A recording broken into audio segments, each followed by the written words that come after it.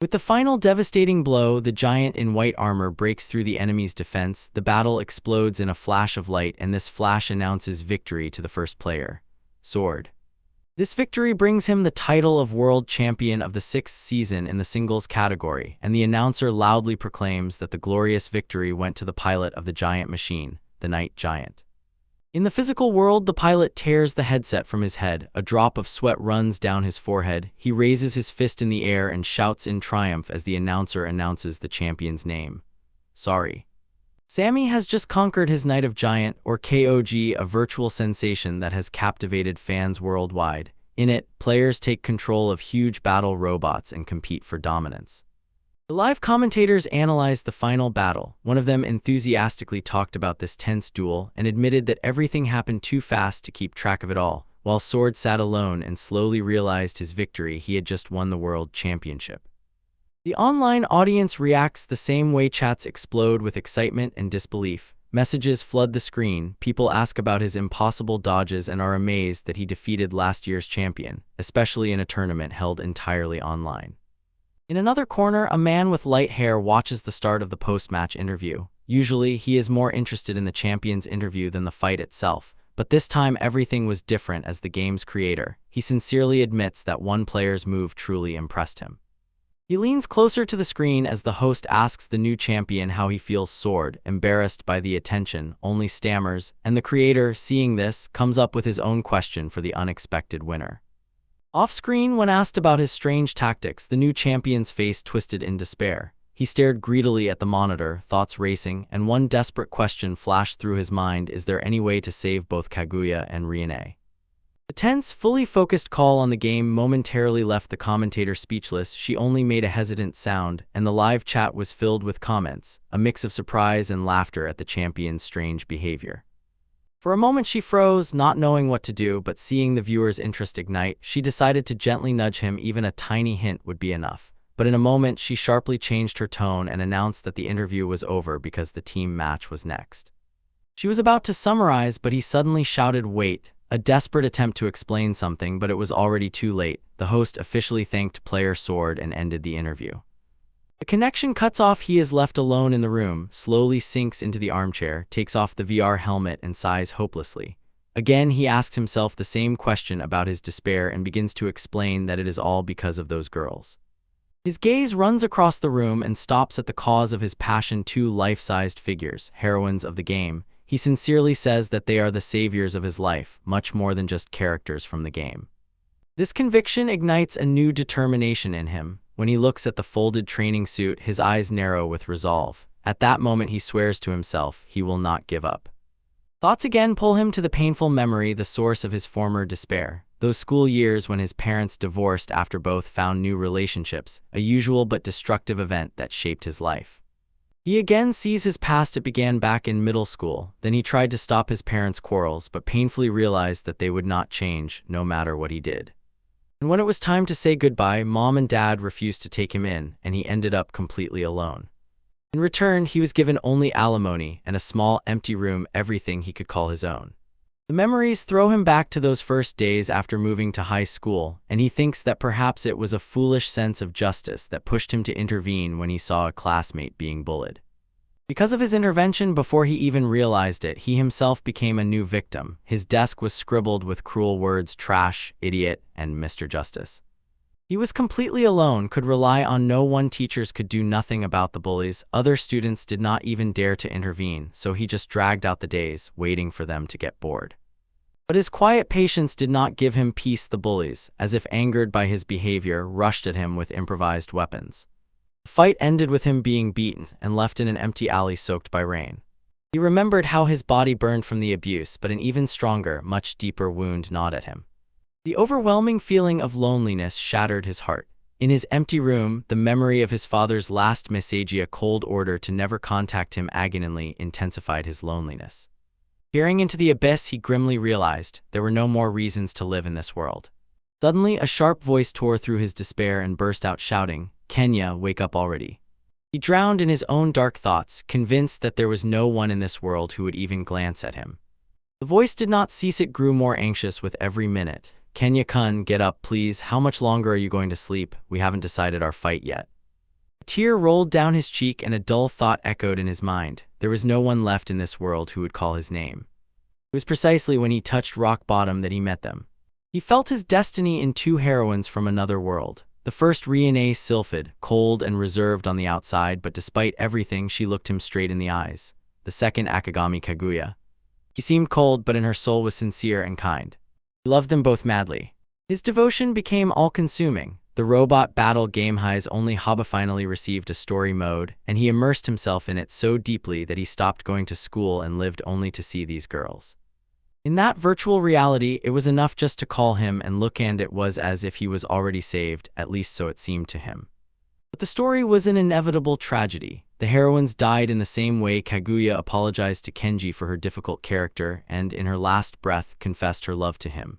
In another version, Reina begged him to live on, confusedly asking herself if she smiled correctly when she finally realized it was love. He let out a heart-wrenching cry of pain, imprisoned by the merciless logic of the game. Choosing Reina, Kaguya would die. Choosing Kaguya, Reina would die. One of them always had to perish.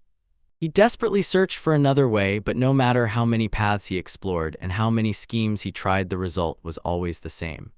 The one he chose was destined for life. The one he did not choose, death. His only dream was simple: to live together with both of them. He sat in his room. An idea flashed through his mind for a moment, but when he looked at the records, hope instantly faded and gave way to resignation. Maybe it really is impossible. Thoughts raced through his head. He remembered that even the game's creator did not hint at any chance that both heroines would survive, and suddenly a clear memory flashed: an early battle in the game designed to be lost. This event was presented as a possible turning point, a cruel scenario where one unit stands against hundreds of mass-produced machines. Lying on the bed, he scrolled through old forum threads about the same mission. Players had been nurturing theories for years about some secret branching, but in the end, everyone agreed on one thing: no matter how you look at it, it was definitely a loss. He glanced at his VR headset and the odds flashed through his mind again. A regular machine without repair kits against 100 enemies. This fight cannot be won. The conclusion was harsh: victory is impossible. Yet, lying in the silence of his room, an unspoken thought was born in him, a quiet challenge to the impossible itself. A vision appears before his eyes: Reina sulfied and Kaguya beaten and bloodied, but smiling with deep calm. His hand reaches out, trembling with the thought of what could have been and what still might happen. The question hangs in the air: is there a way out of this conflict? Will they ever be able to laugh together again? A huge army in armor stands, a grim testament to this challenge. Cancer is a memory, a precious moment of shared laughter under the clear sky. Kenya sits among them, and in his chest burns a passionate determination. Definitely wants to save them. He tightens his VR helmet hand. The idyllic memory fills him with determination right here and now. He knows he will never find out if he will succeed unless he tries, so there is only one thing left: just do it. Sitting in the cabin with controls at the ready, he remembers his friends Kaguya, Riane, and with a confident smile says, "Now it's my turn to save you." Having sworn the oath, he releases his power. Enemies scatter one by one, breaking under his relentless pressure until nothing remains but an explosion. He screamed in despair and threw the headset aside. The game seemed impossible, thought he would never win it. He lay broken on the floor of his room while his parents anxiously stood by the door, unable to reach him. There, under the blanket, he was hiding from the whole world, but when his gaze fell on the VR glasses, a cold realization came over him. This was the only way forward. If he gave up now, he knew nothing would change compared to the past. With a new goal, he put on the headset. A confident smile lit up his face, and he declared, "No one should underestimate the solitary gamer, has plenty of time and determination." He plunged into exhausting training, knowing that overcoming this was only possible with the highest piloting skills, honing his focus, training with a blindfold, learning to feel movements without seeing, and studying the enemy's algorithms in detail, filling notebooks with strategies, all to save Riane and Kaguya. Frenzied efforts did not subside. 2 months flew by in a fog of sleepless nights and relentless training, leaving only an ever-growing pile of empty energy drink cans as a trace. Hard work bore fruit. Returning to the virtual battlefield, his mech stood victorious amid a sea of debris. 90 machines destroyed, only 10 remained, and he knew the real challenge was just beginning. He instantly rushed into the last wave and felt that their movements had become unpredictable. They adapted after each encounter, and from now on it became clear to him: victory would depend only on improvisation. He reacted instantly. The blade flashed and mowed down enemy after enemy. The counter passed 91, then 92. For a moment doubt crept into his heart. Could he really win? He immediately crushed that thought. He had to win. Amid the chaos of battle, a memory of Akagami Kaguya suddenly flashed by. She reproached him, saying that he was too cold and needed to become more loving. He directed that memory into the assault and mercilessly mowed down machines one by one. The 94th, 95th, and 96th enemies were instantly destroyed by his blade and cannon. The rest of the machines responded with unheard-of fury. From one burst a giant cannon salvo that engulfed an entire city block in a fiery explosion. Dodging the explosion, another voice spoke in his thoughts. Reina Sylphide. She confessed that she loved his expressionless, cold nature, but openly dreamed of someday seeing what his face would look like when he smiled. Her words hardened his resolve. He rushed through the 97th, 98th, and 99th opponents, his determination shining even brighter. He realized that if there was a way to save them both, he desperately wanted to find it. With a roar of confidence, he decided to see that future and put all his will into the last, decisive strike. The blade hit precisely, destroying the 100th and last machine. In his room, Kenya sank into the chair, sweat running down his forehead in streams. He froze before the screen, and a small, triumphant smile appeared on his lips. He did it. He passed, and finally realized. Even he can win if he just tries. Just as he was enjoying the moment of triumph, suddenly the screen was filled with an unexpected message. Congratulations on a fantastic victory, and he froze, confused, not understanding what it could mean. He stood still, staring into the digital void, and thought, are even greater trials waiting ahead after this victory? Suddenly, a new question appeared before him, putting the question straight to his heart. Do you still have the will to change the world? He remembered the heroines he admired, and his resolve hardened. For their sake, he will change the world, no matter how many times it takes. With a determined smile, he reached out and chose yes. As soon as his choice worked, a swirling black portal opened beneath his feet and pulled him down, and as he fell through the digital space, the last message flashed before his eyes: good luck. He was suddenly thrown back into reality, and with a loud crash, he fell onto the floor of his room.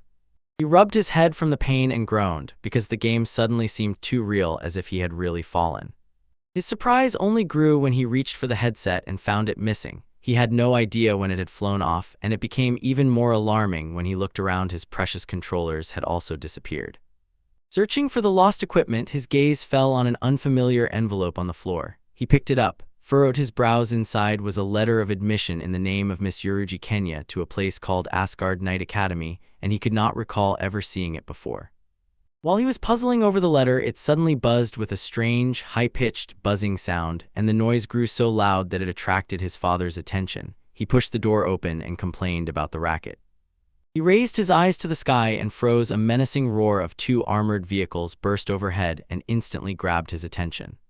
His eyes widened in disbelief when he recognized the flying Cog-X machines. He did not believe his own senses and wondered if he had accidentally fallen asleep. This simply could not be real.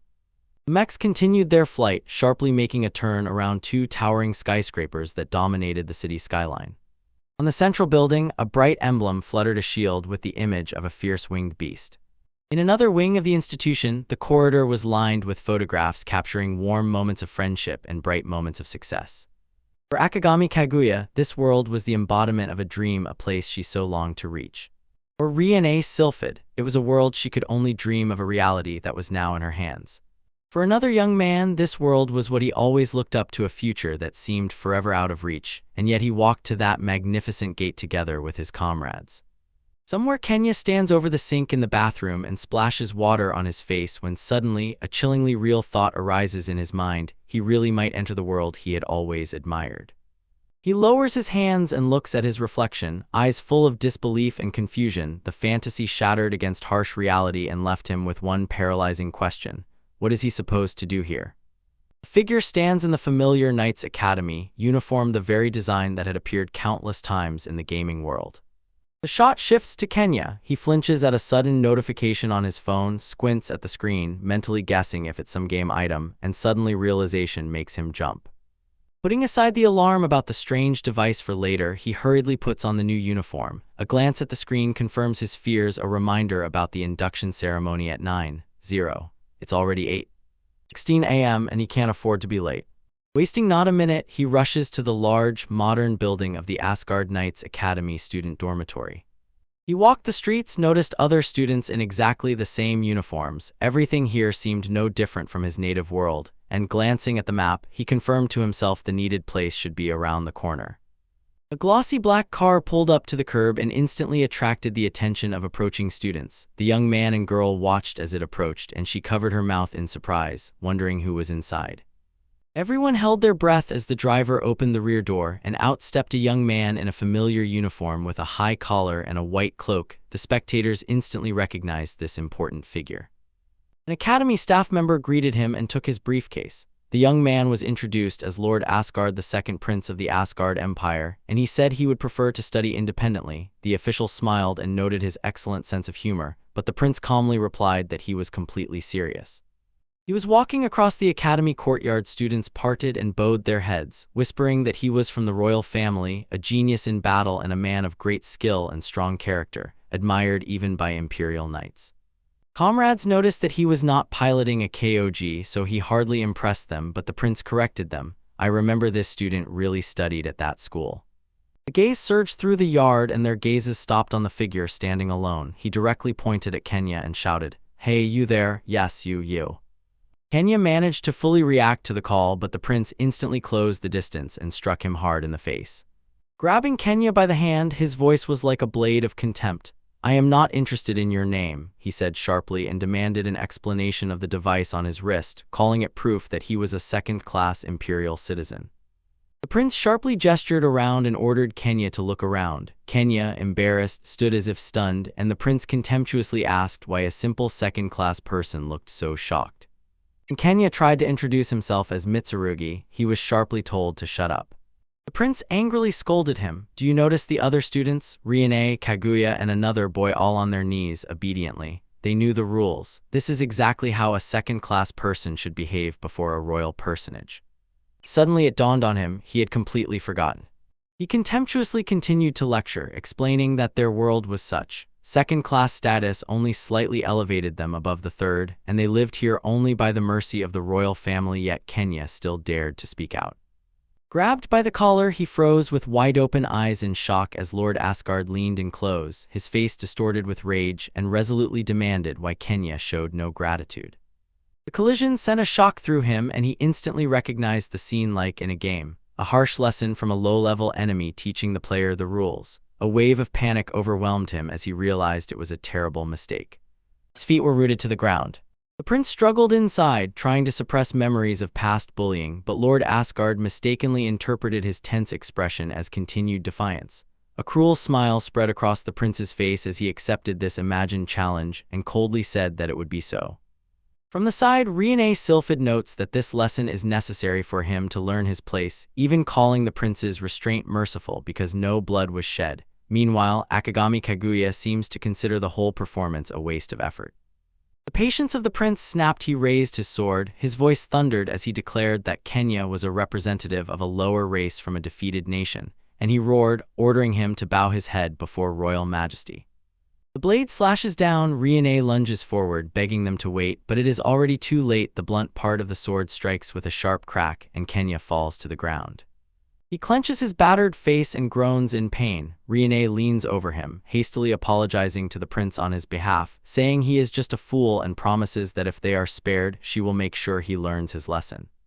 Her pleas are interrupted by a sharp order to be silent. Lord Asgard insisted that Kenya apologize himself. Instantly, both Riene and Kenya fell prostrate and bowed deeply, and Kenya, pressing his face to the floor, uttered a desperate sorry. He still lies face down on the ground, submissive and subdued, and Lord Asgard addresses Riene. He forgives them and will not allow blood to be shed so early in the morning, ordering her to retreat.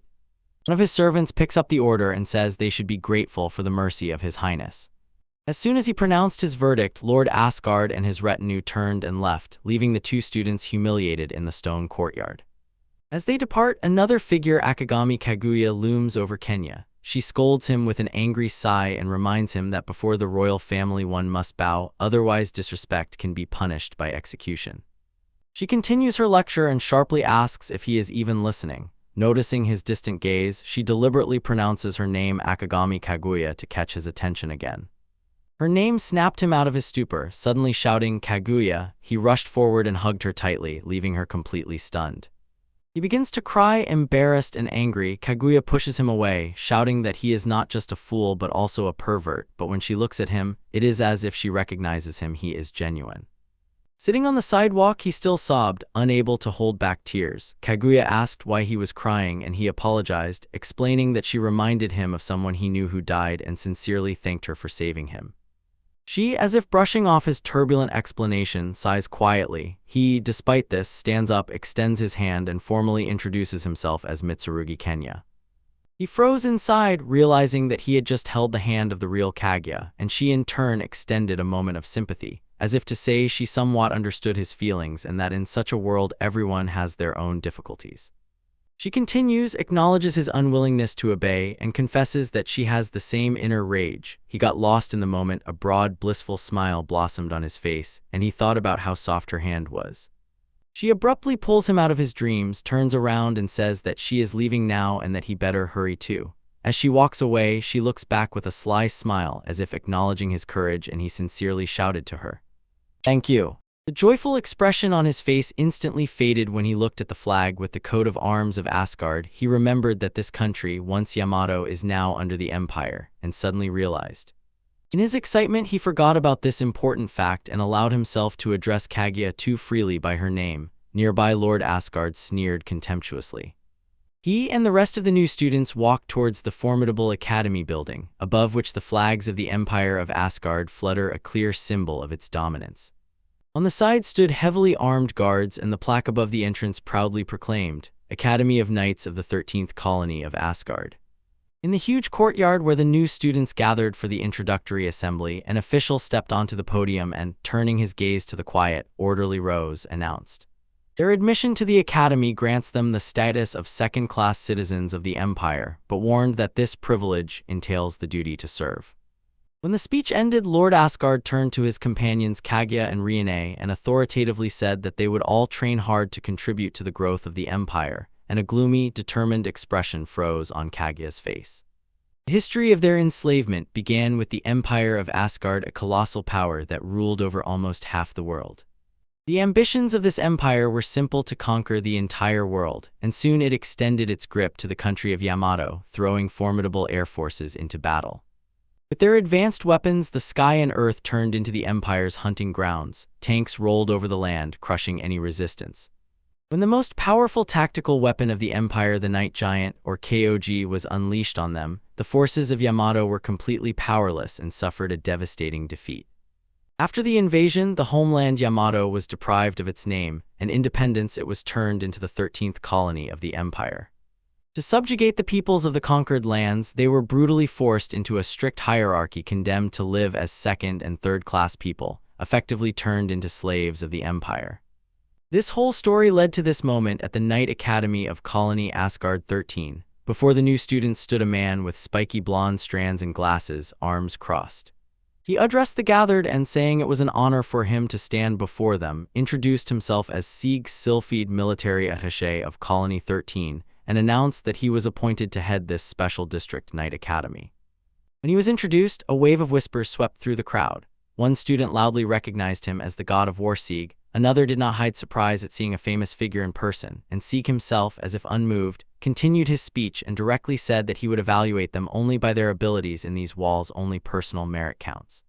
The students whispered, trying to understand the order of the god of war. One said that status first or second class does not matter here. Another quietly doubted whether this was true at all, and a third gloomily accepted that everyone faces the same exhausting training. Akagami Kaguya's face froze. She had been expecting this, but the very thought that now she would have to obey the former strongest knight of the Empire still worried her. But not everyone shared her concern. On Kenya, Mitsurugi's lips played a light, confident smile, and this did not go unnoticed. He froze before Sieg Sylphid, his gaze fixed on the god of war, unwavering and defiant. Kaguya silently watches, recalling the previous clash, and Kenya, although Lord Asgard stands just a few steps away, does not bow. His eyes challenge the authority before him. The assembly dispersed, and she walked the empty corridors of the academy, turning that boy over in her thoughts, whether he was just a fool or really someone important. She looked at the photo in her hand, a memory of herself with a dark-haired young man, and mentally decided that if the challenge in Kenya's eyes was real, then maybe he is one of them. Suddenly her thoughts are shattered by a desperate scream of her name. Kenya Mitsurugi rushes to her, tears streaming down his face. He was assigned to the night department, Class E, and only now does he realize that he does not know where she got his name from. His anxiety dissipated as quickly as it appeared, instantly replaced by a bright, casual greeting. He waved his hand, but Kaguya remains cautious, her thoughts searching for a hidden reason for this sudden friendliness. He plops down right next to her. She, irritated, sharply demands to know why he chose this place, and he quietly says, "Wait," he says simply, "Okay, let's go."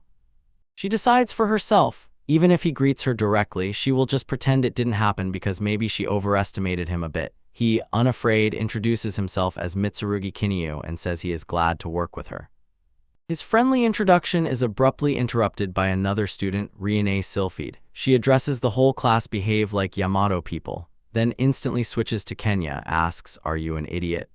He sternly warns him not to use that word. He froze when she explained that using that term is punishable. His face twisted in shock and he blurted out, "Is it really that serious?" No sooner had he realized this than the voice of a student with spiky light hair thundered through the class and sharply demanded silence, announced that Lord Sama would be joining their class and ordered everyone not to show disrespect.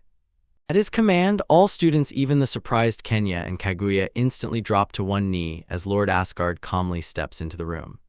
He raises his hand, kneels down, and addresses the class. Lord Asgard gently tells them to relax, saying he does not want to disturb their training. They were still kneeling, and Kaguya muttered indignantly why the prince had to end up in their class. Then she turns to Kenya and says that the academy no longer requires kneeling, so next time he should bow properly, and he quietly admits he is just not used to it. He stands up and throws out the proverb, "When in Rome, do as the Romans do," and explains to the puzzled Kaguya that he cannot afford to die in such a place, hinting that he will adapt to survive. Kaguya looked at him, embarrassed by his enthusiasm. Kenya's face tightened with determination, and he said he must do what he has to. She recognized his gaze, the same unwavering determination. He continued and swore to do whatever is necessary to achieve his goal, which only confused her more. But a completely different conclusion flashed through her mind. Probably this is a new pickup line. She grimaced when he seemed to grab her hand and told him that whatever it was, she did not want to make a scene and let him bother someone else. Her sharp, contemptuous words and confused expression suddenly hit him with unexpected force. He recoiled backward, a blush spread across his face, a drop of blood appeared on his lip. With horror he realized, this is the true power of Itsundra, so strong that it felt as if he almost flew into another dimension. His strange daydreaming was suddenly interrupted when a student raised his eyes to the front of the classroom. A whisper spread through the rows. Among them they noticed a new figure. Someone asked aloud if it was not the Ice Princess. Another confirmed, pointing to her long silver hair. His eyes opened wide, his gaze fixed on her, the figure of an elegant girl reflected in his pupils. For a moment he froze and mentally said that her beauty was not some rumor, it was real and undeniable. His face shone with admiration. Kaguya turned to him with slight surprise and said that it amazed her. She never thought he even knew who the famous Ice Princess was. Her gaze froze, her hands tightly clasped together as she told about the newcomer's reputation. They say this girl is a prodigy, a pilot of KOG level, among the best, although she is only 16. As if summoned by the very description, a figure appeared in the doorway, known as the Silvered Princess, daughter of the famous god of war Siga. She stood reserved, almost arrogantly, her long silver hair framing a calm face, and in one hand she held a small casket. She opened her eyes and in them burned a vigilant, focused look that contradicted her calm appearance. This was Riane Sylphide. A new figure appears in the academy classroom. Riane Sylphide, another heroine from her, emanates cold confidence and in her mind one resolute thought: she wants to save.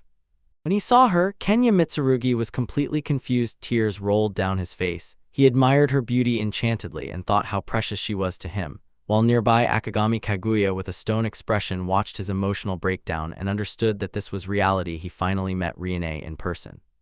As soon as his emotions burst out, Kaguya sharply pushed him and asked why he was looking so lovingly at the girl of the empire, and if he was jealous, and embarrassed Kenya only shyly whispered that many events had led to this moment.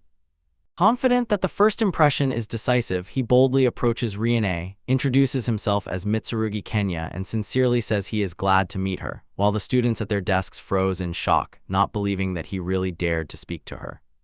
The answer strikes instantly and categorically. Without looking at him, Riane coldly says that he does not interest her and demands that he no longer speak to her. Like a blow to the body, a wave of absolute cold crashed down on him, as if freezing him in place, the sensation of cold death. He is completely covered in an icy shell. Kaguya, watching this spectacle, quietly chuckles under her breath and says that he has true courage. Here she is, the infamous ice princess in action. But inside the ice, Kinya is simply delighted. He firmly says that her cold and lonely nature is exactly how Rina should be, and even tries to draw everyone's attention so they appreciate it. Strange reaction completely confuses Kaguya. A man with long light hair tied back and a wild smile, striking a dramatic pose before the class, theatrically calls himself Alfred, the instructor of this course, and warmly greets everyone. His loud introduction suddenly stopped his gaze fixed on one student. He froze, momentarily stunned, recognizing before him the prince, Lord Asgard, while other students, including Kenya and Rina, watched from their desks. Quickly composing himself, he sharply bowed in a deep, solemn bow, apologizing for his informality and with a trembling heart, saying that it is a great honor for him to meet the prince, though he fears the academy might be inconvenient for someone of his status. The prince remains completely calm and reassures Alfred. Do not worry, he came to the school out of his own, even selfish desire and has already informed the class, so he asks to be treated simply as an ordinary student. From his seat, Kenya closely observes this scene and mentally notes. Although the prince assures, the instructor still looks incredibly tense, and Alfred utters a strange thank you. As soon as the formal part ended, he sharply turned to the entire class. He proclaimed his main goal to ignite in every student the desire to become a pilot. To make his point clearer, a hologram of a giant armored suit rises right before them, and he says he will teach them to pilot the giant knight Kog, a tactical weapon the Empire is very proud of. At the finale of his speech, he makes the highest bet. He announces that those who prove their piloting skill will be inducted into the honorary title of knight, and their sign will be a shining emblem. He continued the speech, his voice firm and uncompromising. First-year students must strive to become knights, but at the same time lead and mentor second-year students, showing them a clear example. His gaze stops on the second-grade students and he encourages them. The path to knighthood is still open, everything depends on their abilities, and he simply asks, do your best. Orientation ended here and he asked everyone to check the schedule on their devices. Kenya Mitsurugi meanwhile glanced at his gadget, and his eyes widened slightly when he read the schedules. The students were led to a giant hangar filled with heavy Kog simulators. Alfred announced their first task to check what they are capable of when they sit behind these machines. He reassures them if they have read the previously distributed instructions, the simulators are no longer scary. Mitsurugi listens, a drop of sweat glistens on his forehead. Despite the pressure on Mitsurugi's face, a wide smile blooms. He tells his classmates that although it's a pity this is not a real giant knight, he is still insanely excited, and they look at him with empty, puzzled eyes. He turns to Akagami Kaguya and whispers, "Why is everyone so gloomy?" And she, clearly annoyed that he allows himself to address her by name, simply says, "Watch and you will understand," although to herself she brushes it off. It's all just a performance. The students gathered in front of the simulators. Instructor Alfred, with a sharp, predatory smile, pointed forward and announced that the evaluation begins immediately. Inside the simulation, the fight was fast and brutal. One pilot teased the opponent, mocking that he couldn't keep up with his movements. After the final decisive blow, the winner stood over the fallen mechanism and ordered the loser to return and learn the controls. Other students froze, watching the large monitor where an openly one-sided duel unfolded. Mitsurugi notices a huge gap in strength, his face serious, and Kaguya looks on with grim understanding. As soon as the humiliated student exits the simulator, Instructor Alfred instantly runs up to him, demands why he is just standing there, and with a dagger-like tone cuts off that his performance is not even worthy of being called max. His voice exploded with a shout, "Don't waste time," and the boy flinched, clearly frightened by the instructor's rage. He lunged forward, fiercely grabbed the student by the hair and sharply threw his head back, and Alfred roared that the student's voice was too quiet and that his admission of defeat was a bad example for the textbook. Forced to take a painful pose, tears roll down the student's face. He sobs about his defeat and loudly thanks the instructor for the advice given to him as a second-class student. Alfred smiles, enduring this humiliation. The instructor exclaims, "What a pleasant feeling." Nearby, another first-class student laughs, proclaiming that the second class will live in submission all their lives. After the instructor's demonstration, another top student approaches Akagami Kaguya, the burly Shimizu, who greets her with a superior smile, congratulates her on her luck, and brazenly offers to personally guide her through the test. while Kaguya responds with a look, her face a mixture of irritation and icy determination. Kaguya sits in the simulator cockpit, tensing with concentration. The countdown begins on the display. 3. She calms herself in thought. She has memorized the manual, is confident in control, so it should be fine because... When the number 2 appears, her quiet confidence explodes into fierce determination. She slaps her cheeks, prepares for battle, and loudly says she can do it.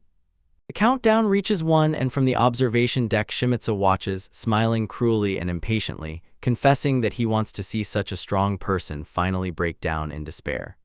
When the countdown ends, a huge holographic inscription explodes in the air, loudly proclaiming the word fight. The battle begins. On the virtual battlefield, 2 massive KOG units suddenly appear, and nearby Kenya Mitsurugi watches intently and silently wishes Kaguya good luck. The fight erupts with stunning force. Semiko sarcastically laughs, saying what a wonderful start for a novice, while Kaguya's mech is instantly smashed to pieces.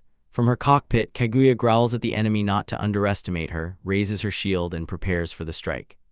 Her resistance is futile. A powerful blow throws her KOG to the ground. It crashes and falls defeated. The victorious mech looms over the wreckage, and the pilot's voice echoes with boredom. Is that all? Entertain me more. The mighty fighter does not stop, wildly destroying several KOG units. From the side, Shimika shouts, asking the pilot not to go too far. It's a pity to torment Kaguya too much. Kaguya herself watches the opponent intently, her determination unbreakable. Her determination bursts into action. Kaguya jumps into her KOG's cockpit herself, rushes into battle, blocks a strike, and feels her confidence growing. She realizes she finally knows how to control it, and at this pace, she has a chance. The longer the fight lasts, the louder the reproaches from the spectators. Seneca nervously grumbles why a first-grade student is playing with the opponent for so long. Doesn't he want to disgrace himself before His Majesty? And one student asks if everything is going badly, to which his comrade contemptuously replies that their champion cannot lose. In the KOG arena, a first-grade student delivers a powerful blow. The spectators shout for Kaguya to surrender, saying she is only a second grader and that the opponent is just playing with her. But Riene Sylphid watches intently. She feels that something is wrong. Mitsurugi, looking from another angle, suddenly realizes the opponent is deliberately dragging out the fight and even resorts to the hand-cutting system to falsify damage data. While Simika boils and curses Kage as cocky, Mitsurugi quietly praises Kage for her skill. Under these changed conditions, Kaguya finds a gap, pushes the weapon forward, hits the KOG opponents in a huge energy explosion, and a spark of hope ignites in her heart that she can really win. Hope instantly faded. The final scoreboard flashed and announced the perfect victory of her opponent. Kaguya froze, stunned, not understanding why she could not break through. Nearby, Seneca sighed with relief, admitted that this tense game cooled him down a bit, but waved it off, saying he just gave the opponent a little attention, and Kaguya felt something was very wrong in the match. Her suspicion grows and turns into certainty. She approaches Semaka directly and shouts that the match was strange, and he indifferently opens a drink and replies that it is because he is a philanthropist and this only fuels her more. She boils, cannot calm down, so Mitsurugi rushes to her and implores her to calm down. She refused to accept the result and loudly exploded in protest, firmly asserting that the opponent rigged the match, insisted that the damage data was strange, and Lord Asgard listened to this, clicking his tongue with obvious contempt.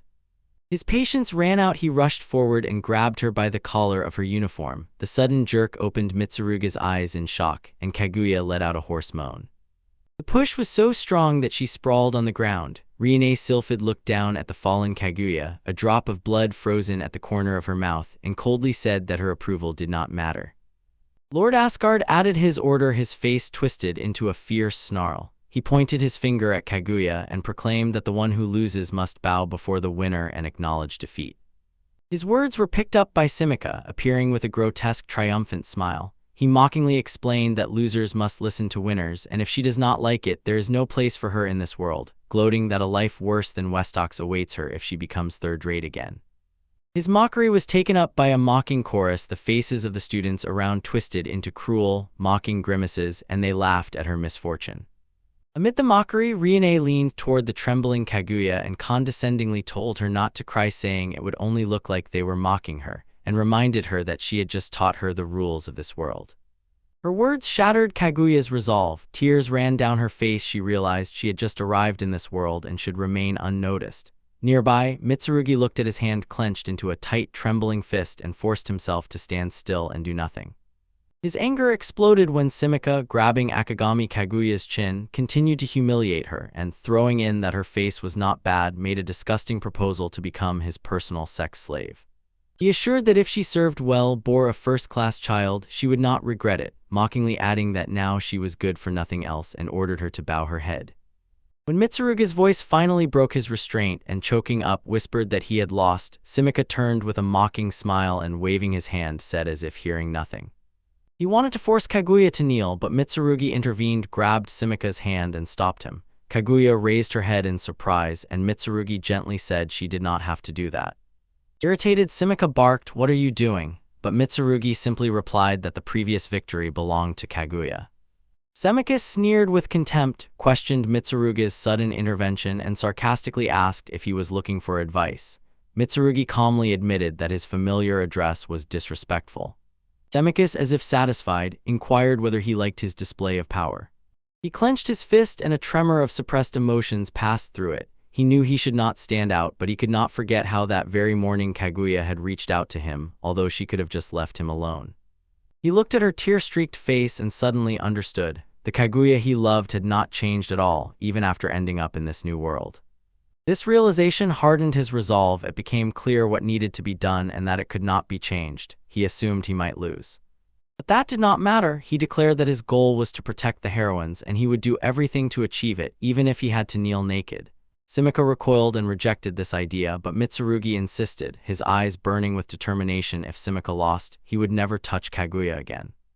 His challenge was met with fury. Simika, face twisted in mockery, waved him off as if he were a second-rate student and loudly stated his terms. If Mitsurugi lost, he would forever become Simika's slave, while nearby Kaguya watched with growing horror. The noise seemed to fade for him. He was all about Kaguya, gently touching her chin and saying that now it was his turn. He wanted to repay her for that morning, and she looked at him with wide-open eyes and remained silent. He glanced over his shoulder at Lord Asgard, who had been watching this quarrel from the very beginning, and calmly asked for permission to start the duel. Kaguya instantly rushes to intervene, insisting that he doesn't need to get involved, but Mitsurugi interrupts her with a brilliant, confident smile, declaring the deal concluded and reminding her to keep her word, all under the stern, piercing gaze of their mentor Alfred. Alfred squints, thinking distrustfully about who this student is and where he got such strange confidence, while nearby Lord Asgard remarks that the instructor will not allow anything to happen in his presence. At first, Alfred gently soothes Kaguya, saying that everything will be fine, then officially permits the duel, adding that as long as the hand-cutting system is in place, there should be no problems. Having received permission, Mitsurugi places his hand on Lord Asgard's shoulder and quietly says, "Trust me," then turns to Kaguya. Her worried expression does not fade and without any doubt declares, "I will win." He climbs the stairs to the pilot's seat and thinks that this is his first real fight since appearing in this world, and although he boldly stated so, a sense of ease envelops him as he surveys the instruments and sees. The cockpit is exactly like in the game. He settles into his mech with a confident smile, fixes his gaze on his opponent Simika, crossing his arms and throwing out, "Now I'll make you greet me for real." Simika responds with an equally sinister, toothy grin and adjusts his tie, waiting. In the cockpit of his Golden Knight, or KOG, Sword casts a quick glance at his trusty equipment, a pistol, shield, and one-handed sword. The controller, a device he seems to have seen more often than his parents' faces, the touch of it painfully familiar. Calm envelops him and he thinks, although this is his first time here, the feeling is completely different. The pilot's cabin is the coziest place in the world for him. As the simulation battle begins, the opposing KOG Eek stands ready, while in the stands Lord Asgard and his companions wonder why the Sword Squad Ganner and Snake stand motionless. They are convinced this has no chance of winning. Pilot Eek Simika sneers mockingly, shining with confidence. He says he has no intention of losing to a second-class opponent and rushes forward, his mech's weapons swinging down for a decisive strike. Observing from the edge of the events, Akagami Kaguya looks with anxiety and asks herself, what kind of world is this and what can she do here? She still has no answers to these questions. Her anxiety is not shared by Simika. She growls that the life of a lower being like Sword ends now. Sword, on the other hand, sits calmly, checks his control systems, marvels at how clearly they respond as if they were his own limbs, and aloud wonders if the opponent was bluffing earlier, too scared to move. Simika's weapon bites into the ground where the serpent shooter just stood, but into nothing. He raises his eyes in shock. KOG swords hover in the air, Stunned, Semika wildly looks around, not understanding where his target disappeared. The illusion shook the virtual arena from his cockpit sword with a confident smile, looked at the consequences and declared himself the strongest in the world, while Semika only managed to whisper "Abewildered" as his unit disintegrated. Everything became instant and indisputable. The simulation recorded the result and flashed the decisive victory screen for 2P Kenya. The match left the student spectators in shocked, deaf silence. Lord Asgard and his companions froze before the screen, whispering, not believing, not understanding what had just happened and how Semika could have lost. Fusion was demonstrated by instructor Alfred, who stood with eyes wide open in shock and saw that the final blow hit Semika's blind spot and was critical so fast that he didn't even have time to apply the handicap. So he immediately exclaimed that it must be a device malfunction and refused to acknowledge the result, while nearby Riene's Sylph silently watched intently, wondering if it was really just a glitch. This statement was like music to Semika's ears. He laughed in his cockpit, grabbing onto the malfunction as a convenient excuse. Alfred meanwhile only insisted, calling what happened incredible.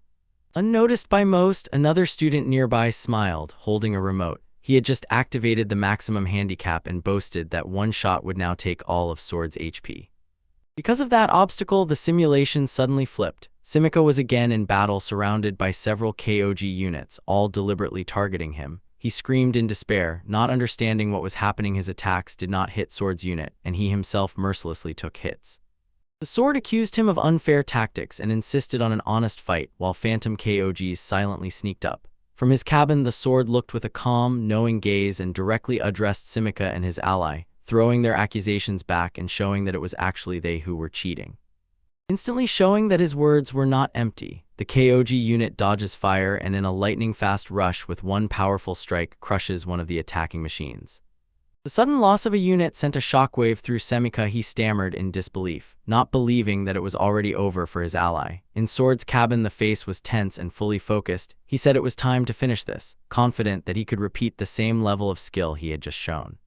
Prepares his next move. His intense concentration is felt even by the spectators. Riene Sulfide looks wide-eyed and worried, sensing that something is coming, and in the middle of the simulation, Swords becomes even more vigilant as he fixes on his next target. Launches a technique that defies the simulator's limitations, a night maneuver, a lightning storm. The move is so incredible that Akagami Kaguya froze in admiration and Semika screamed in horror at the unimaginable speed. The series of attacks ends with a devastating blow. His KOG unit destroys another opponent, and the explosion declares the decisive victory of the first player. The battle is over. He leaned back in the cockpit, his face thoughtful. He knows the simulator is not quite the same as a real fight, but he desperately wants to test its capabilities further. The performance did not go unnoticed. The crowd of students watching the simulation erupted in applause, completely captivated by the display of skill that had just unfolded before them. Having stepped away from the simulator and leaving Alfred to puzzle over the impossible result, the instructor, covering his mouth with his hand in shock, could not understand how a second-year student managed to win without any special training, and realized that Sword's abilities were on the level of a sacred knight, perhaps even higher. When he reached the observation deck, his classmates immediately surrounded him, their initial surprise quickly turning into admiration. They shouted that his performance was incredible. He stood stunned, someone even called him their hope. Meanwhile, Riene Sylphide silently watched him and wondered who he really was. The crowd, Akagami Kaguya stepped forward with a sincere expression, shouted his name Mitsurig and simply from the heart thanked him, and he turned to her with a slight look of surprise on his face. The surprise quickly changed to a playful smile. He leaned in a little and hinted that as a reward she could kiss him, and at that moment Kaguya's face instantly flushed red, her eyes widened in shock, and she began stammering in disbelief. He laughed out loud, waved his hand and said it was just a joke, but immediately calmed down and seriously asked to drop the formalities, that she call him Ken, and he could call her Kaguya. She considered his request. The blush softened on her cheeks, and she quietly asked if it wouldn't be good if it became something special. He smiled brightly and sincerely, gave a thumbs up and said he was truly grateful, then added that she could call him whatever she wanted. Meanwhile, Semika, the student whose sword had been so convincingly defeated, stood at a distance and watched. His face turned pale and twisted with horror. Sweat ran down his forehead. He muttered that it shouldn't have happened like that, then turned and staggered away. Shock and humiliation proved unbearable. He bent over and vomited right onto the floor, while the students nearby, among them a blonde with spiky hair, jumped back and shouted, discussing this grotesque spectacle.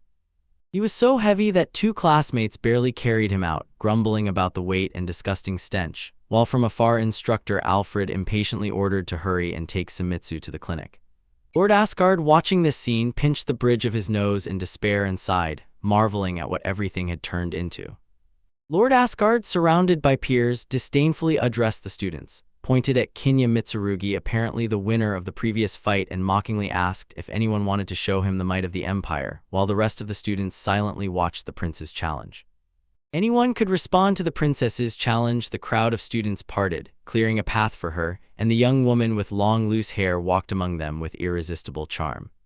She approached confidently and stopped right in front of Kenya, her sharp gaze pronouncing his full name, Mitsurugi Kenya. Then she asked if he would mind if she corrected what he said earlier. He blushed but agreed and assured that he did not mind at all. She caught his gaze, pointed her finger directly at him, and loudly said, "I am interested in you." She pressed with her gaze not to intimidate but with a sly smile. He responded by pointing at her and casually asked what she would do for him if he won their unnamed duel. He leaned closer, jokingly extending his offer. He asked her to call him Kenny Akuan and he could call her Riane, but instantly waved his hand as if joking, yet inwardly admitted that her cold gaze really turned him on, while behind him embarrassed Lord Asgard waved his hand disdainfully. The frivolous proposal was met with a look full of contempt. She called him a freak, asked with disgust in her voice if he wanted her to kneel naked, and said that the very thought disgusted her. Meanwhile, Kenya seemed to have expected such a reaction and considered her special, while Riane, now drawn more simply, looked puzzled and asked if that was really his wish. She spoke sharply, but her face softened as she considered that strange whim. She said she did not quite understand but still agreed fine, let it be, and in her thoughts her quiet calm revealed the truth. She found it incredibly cute. Nearby, Lord Asgard coughed angrily. His companions joked lively among themselves. The boy with spiky hair jokingly grabbed another, who loudly complained. Akagami Kaguya looked at them without enthusiasm, while Kinya Mitsurugi clenched his fist in a quiet promise to do everything possible. He turned his gaze to Riane Sylphide and a smile played on his face. He told her that he left this matter in her hands, and she responded with a short, firm yes. His gaze slides to Kenya, his face hardens, and he says, though confident that Kenya is aware, under no circumstances should a second-grade student be allowed to become the best in their class.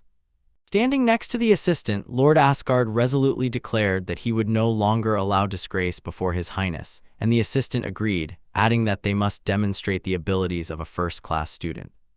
His sharp voice breaks directly to Lord Asgard, and she coldly warns, "If you do anything inappropriate, I will immediately stop the fight and inform the elders about the interference." He steps back slightly, gritting his teeth. She sharply turns to Kenya. He suggests that they get along, but she coldly rejects this, saying she has no intention of being so friendly with him. The conversation ends, the duel begins, and in his combat unit, Kenyak feels a sharp challenge ahead. He knows that, as befits the Ice Princess, in his current state he will not be able to make her cooperate, but he resolutely decides to find out what she is capable of. Determination shatters against overwhelming power. A powerful explosion swept across the battlefield. In the simulator, Kenya looks with disbelief, shocked that Riane can already act at such a high level, and from somewhere comes one word: disappointed. He barely manages to fend off the sudden attack. The strike shakes the machine. In the cabin, he clenches his teeth and realizes with fear that he momentarily lost vigilance.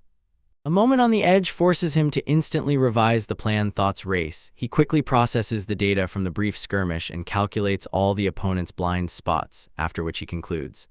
From the machine's position a moment before its disappearance, one can estimate which vulnerability will be chosen.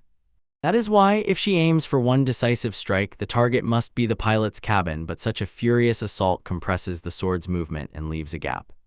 While he is devising a counterplan, Riane keenly calculates his reaction. She notices that her attack was supposed to pass completely outside his field of vision and hit an obvious dead zone, and from his cabin Kenya only confirms her assumption. A grim smile appears on his face as he admits that this is exactly what he expected. Their blades are still locked, and while this psychological duel continues, Riane sharply notes his tricks and says that resorting to such tactics against him is a sign of excessive confidence. Kenya thanks her, explains that his foresight is because of how well he knows her, and then mysteriously adds that she will soon see this for herself and that it's time to stop playing games. The spectators are stunned by the furious power and skill. Kaguya watches, trembling slightly, and realizes that these two are on a completely different level, 100 times better than her, while nearby Lord Asgard clenches his fist in despair, feeling that compared to them he is still far behind.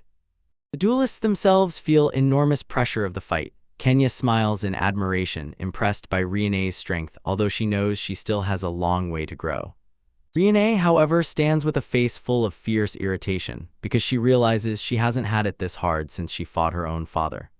Her unexpected confession pushes him. His heart suddenly pounds in his chest. He is confused, understands that now is not the time for such feelings, doesn't know what to do, and doubts whether it is normal to win a match under such circumstances. He anxiously imagined the consequences of the title of best student. The second class already humiliated him, and as soon as he breaks into the leaders, the bullying could escalate into an attack. They would start to consider him a threat. Thoughts raced. He recalled how his body itself rushed to help Kaguya. More attention would have prevented him from acting freely, but he also saw a chance in this. In the heat of the battle, he quietly apologized to Riene. The trajectory of his Kog sword seemed to weaken, and Riene wondered, is this a chance or a trap? At that moment of hesitation, she saw his true target. The torso of her unit was completely exposed from. With a deafening roar, his blade struck the target, delivering a critical hit to Riene's machine. The hit in the duel echoed, flickering on the screen. 1p Riene win. Kenya, having lost, barely smiled, thinking that he still had something to do, and that is why she decided to no longer call him Kenyakan, while Riene in her cabin watched this in surprise. In the spectators' box, Lord Asgard applauded enthusiastically and exclaimed that it was a wonderful fight, exactly what he expected from the daughter of the god of war. Nearby, another student mockingly laughed at the defeat of the second class. Somewhere nearby, other students actively discussed the outcome. Someone said that although they lost, Kenya fought incredibly well against the Ice Princess. His friend agreed and called the performance stunning, and Kaguya stood silently nearby, frozen in her gaze and replaying that last moment. But the winner was not happy at all. Riene in the cabin analyzed the end of the fight and realized that Kenya's Kog movements were strange. She wondered if he had lured her into an attack, but the truth turned out to be even more humiliating. He had spared her. Her surprise quickly turned into rage. She grabbed Kenya by the uniform and demanded an explanation for his actions. He tried to persuade her to wait, but it was too late. He realized that the restrained Riene had truly become angry. He did not answer her directly. Instead, he bowed deeply and solemnly. His voice sounded as he announced his defeat and sincerely thanked her for leading him, just a second-class student. Students whispered among themselves, stunned by this seemingly modest behavior, while Riene stood as if rooted to the spot, completely bewildered by such a turn of events and unable to understand why it was happening. She exclaimed in surprise. She couldn't understand it and stubbornly said that he was much better than her. He turned away, avoiding her burning gaze. He asked her to calm down and hinted that she, more than anyone else, should understand his logic, but his evasion only fueled her irritation. Slightly bowing his head, he modestly apologized and admitted that he hadn't thought properly. But along with the apology came a tempting proposal. He said that if they were just the two of them, they could really let loose. The words hung in the air, and she, chewing them over in her thoughts, quietly shifted from anger to contemplation. Her gaze caught on him, his image shone in her eye, and while she tried to digest his unexpected proposal, they stood silently after the public match, the air thick with unspoken tension. After a short pause, her face hardened with determination. She pointed her finger directly at him. Her voice became sharp and clear. She accepted his terms and added, "This is a promise, so he better keep it." He responded with a calm, confident smile, as if genuinely glad of her agreement. Her expression softened, a light blush flared on her cheeks, and saying his name, she was overwhelmed by mixed surprise and anticipation. Kenya Mitsurugi is overwhelmed with emotions. Tears roll down his cheeks. He clenches his fists, and only one thing buzzes in his head. Riene said his name. In his soul, he quietly celebrated. He was sure the plan worked much better than expected because he feared she would hate him, but he managed to reach her, and that private meeting he arranged he already considered a real date, until his daydream was interrupted by Riene herself, who approached the group of students. She looks sternly and addresses him directly, reproaching him for wasting too much effort on newcomers, demanding that he start fighting with first-year students, and with a sharp gaze declaring that if he doesn't manage this, she will deal with him herself. Riene intervened and the bullying fights finally ended. The boy with spiky light hair, although he lost, sincerely thanks his opponent. Defeat is no longer a disgrace, but a new challenge appeared. No one has yet been able to defeat a first-grade student. Seeing at least one real victory, the students immediately came to life. The bitterness of defeat still remained, but everyone's spirit clearly rose. The new friendship is visible to the naked eye. Kenya found himself in a circle of smiling classmates who jokingly ruffle his hair, and remembering how he was once completely alone, he feels here finally everything is different. Instructor Alfred finished today's lesson and with cold seriousness announced that from tomorrow their training would begin in earnest. They need to prepare for difficult exercises. Before letting everyone go, he added that he had one more thing. Attention instantly focuses on one student. Alfred gasps for air, points directly at him and shouts, "Mitsurugi Kenya, just because you are a bit talented, don't get cocky." In nearby, Kenya's new friend looks stunned at this sudden outburst. He froze from the instructor's parting words, and the classmates, the one with spiky blonde hair and the boy with short dark hair, are already saying that now he definitely caught the instructor's attention. Akagami Kaguya just waved it off, saying he is just covering up and telling Kenya they will see each other later, and Kenya himself, overwhelmed with emotions, fell onto the desk and regrets standing out so much. Still barely recovering from the unwanted attention, Riene Sylphid approached him, called him by name and asked if he would have a moment. Later he raised his head in surprise, accidentally called her Kaguya, and immediately froze. Quickly folding his hands, bowing his head, he apologizes to Riene that he already has plans for today. In his soul he blooms with joy because of her invitation, but the priority is already set. Saying goodbye, he sincerely apologizes one last time to Riene and suggests exchanging contacts. She watches him walk away, her face reveals nothing, and quietly agrees to see him tomorrow. Meanwhile, at the far end of the corridor, Akagami Kaguya nervously waits, wondering what the delay is, and nearby Kenya rushes to catch up with her. Finally, a bit out of breath, he catches up with her and asks if she would like to have tea with him, saying he has many questions. She gave him a teasing look and asked which pervert just became interested in the imperial girl, and when a light-haired student passed by, he noted that it was unreal for someone like Kenya to get involved with both. And confused Kenya mentally admits that maybe he was wrong to interfere immediately in relationships with two women, but insists that there were deeper reasons behind his actions. Her irritable tone softened, her cheeks glowed with a light blush. She explains that she is not refusing to go with him at all, just that today is not the best time and promises to go with him another time. She assures him that she is not lying. He is still processing her consent and can only stammer, whispering distrustfully, "Really?" The distrust in him melted under a wave of emotions. Tears roll down his cheeks and he is shocked by his reaction, not understanding why he is crying because of this. He hides his face and whispers to himself that it is nothing. Kaguya, embarrassed, asks what is wrong with his emotions, and he, wiping a tear, aloud wonders if he is simply overwhelmed with joy, and it seems Kaguya feels it too. Thoughts pull him into the past, to those days when refusals were routine, and loneliness was simply the norm for him. Because of that story, the very thought that someone sincerely wants to spend time with him floods him with a strange, happy excitement that he cannot contain. Noticing the storm in his eyes, Kaguya suddenly decides and blurts out, "Let's exchange contacts right now." He agrees, still wiping his eyes, extends his device. Kaguya raises hers with a barely noticeable, knowing smile, and for a moment she feels like she is being used, but she quickly dismisses the thought.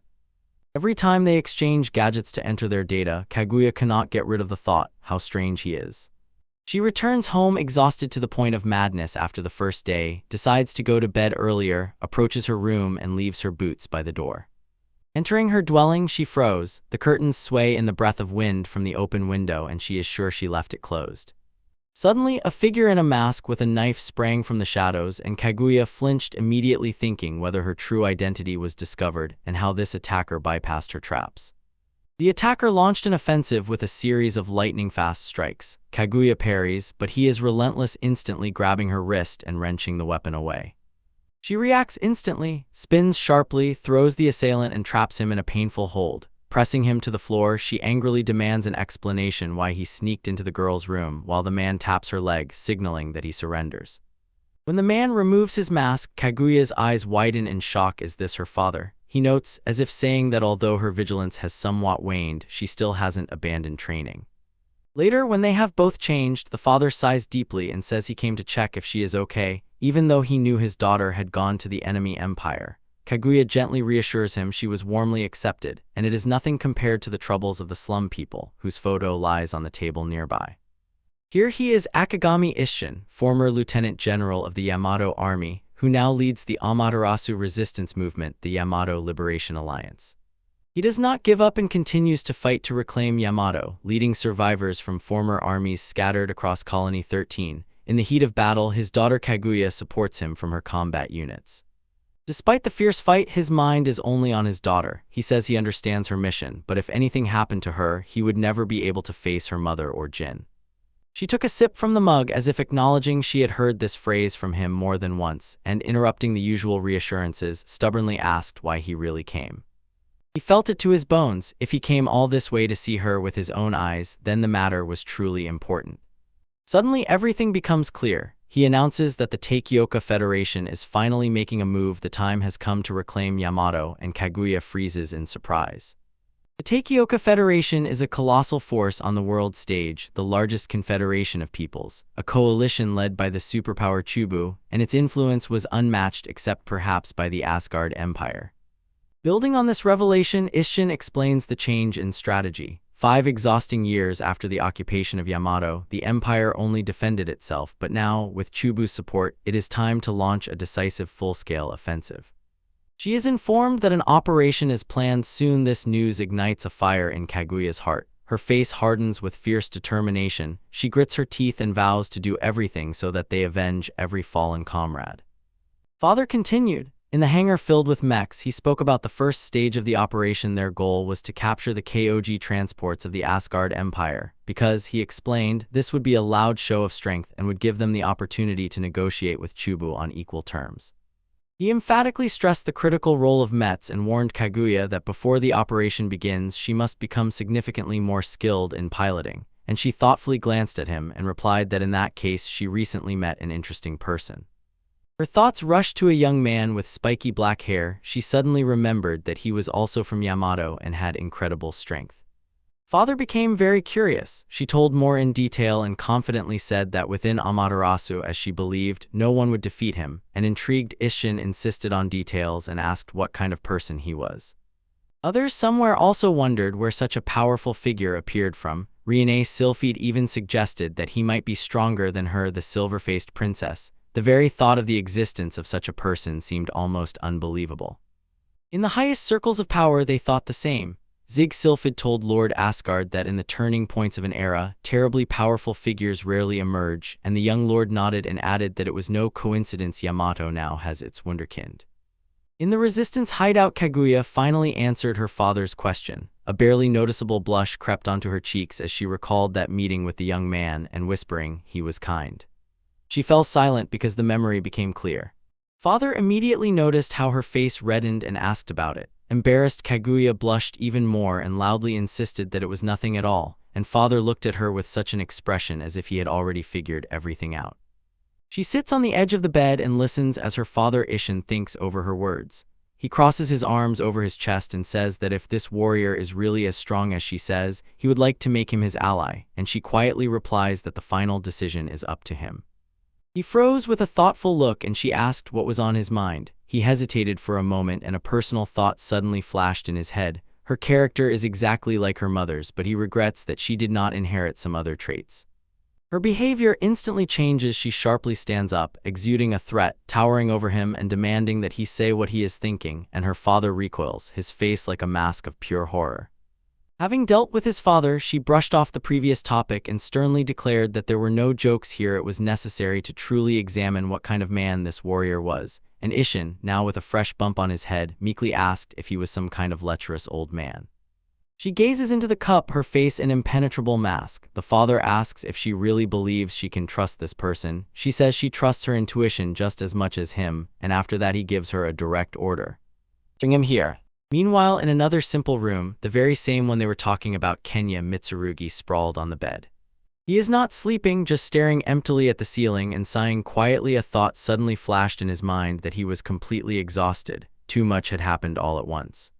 Thoughts rolled, replaying the recent incredible events. Images of the Silver Princess, the mighty Knight of Grace, and the fiery warrior Kaguya flashed through his consciousness, and suddenly it dawned on him.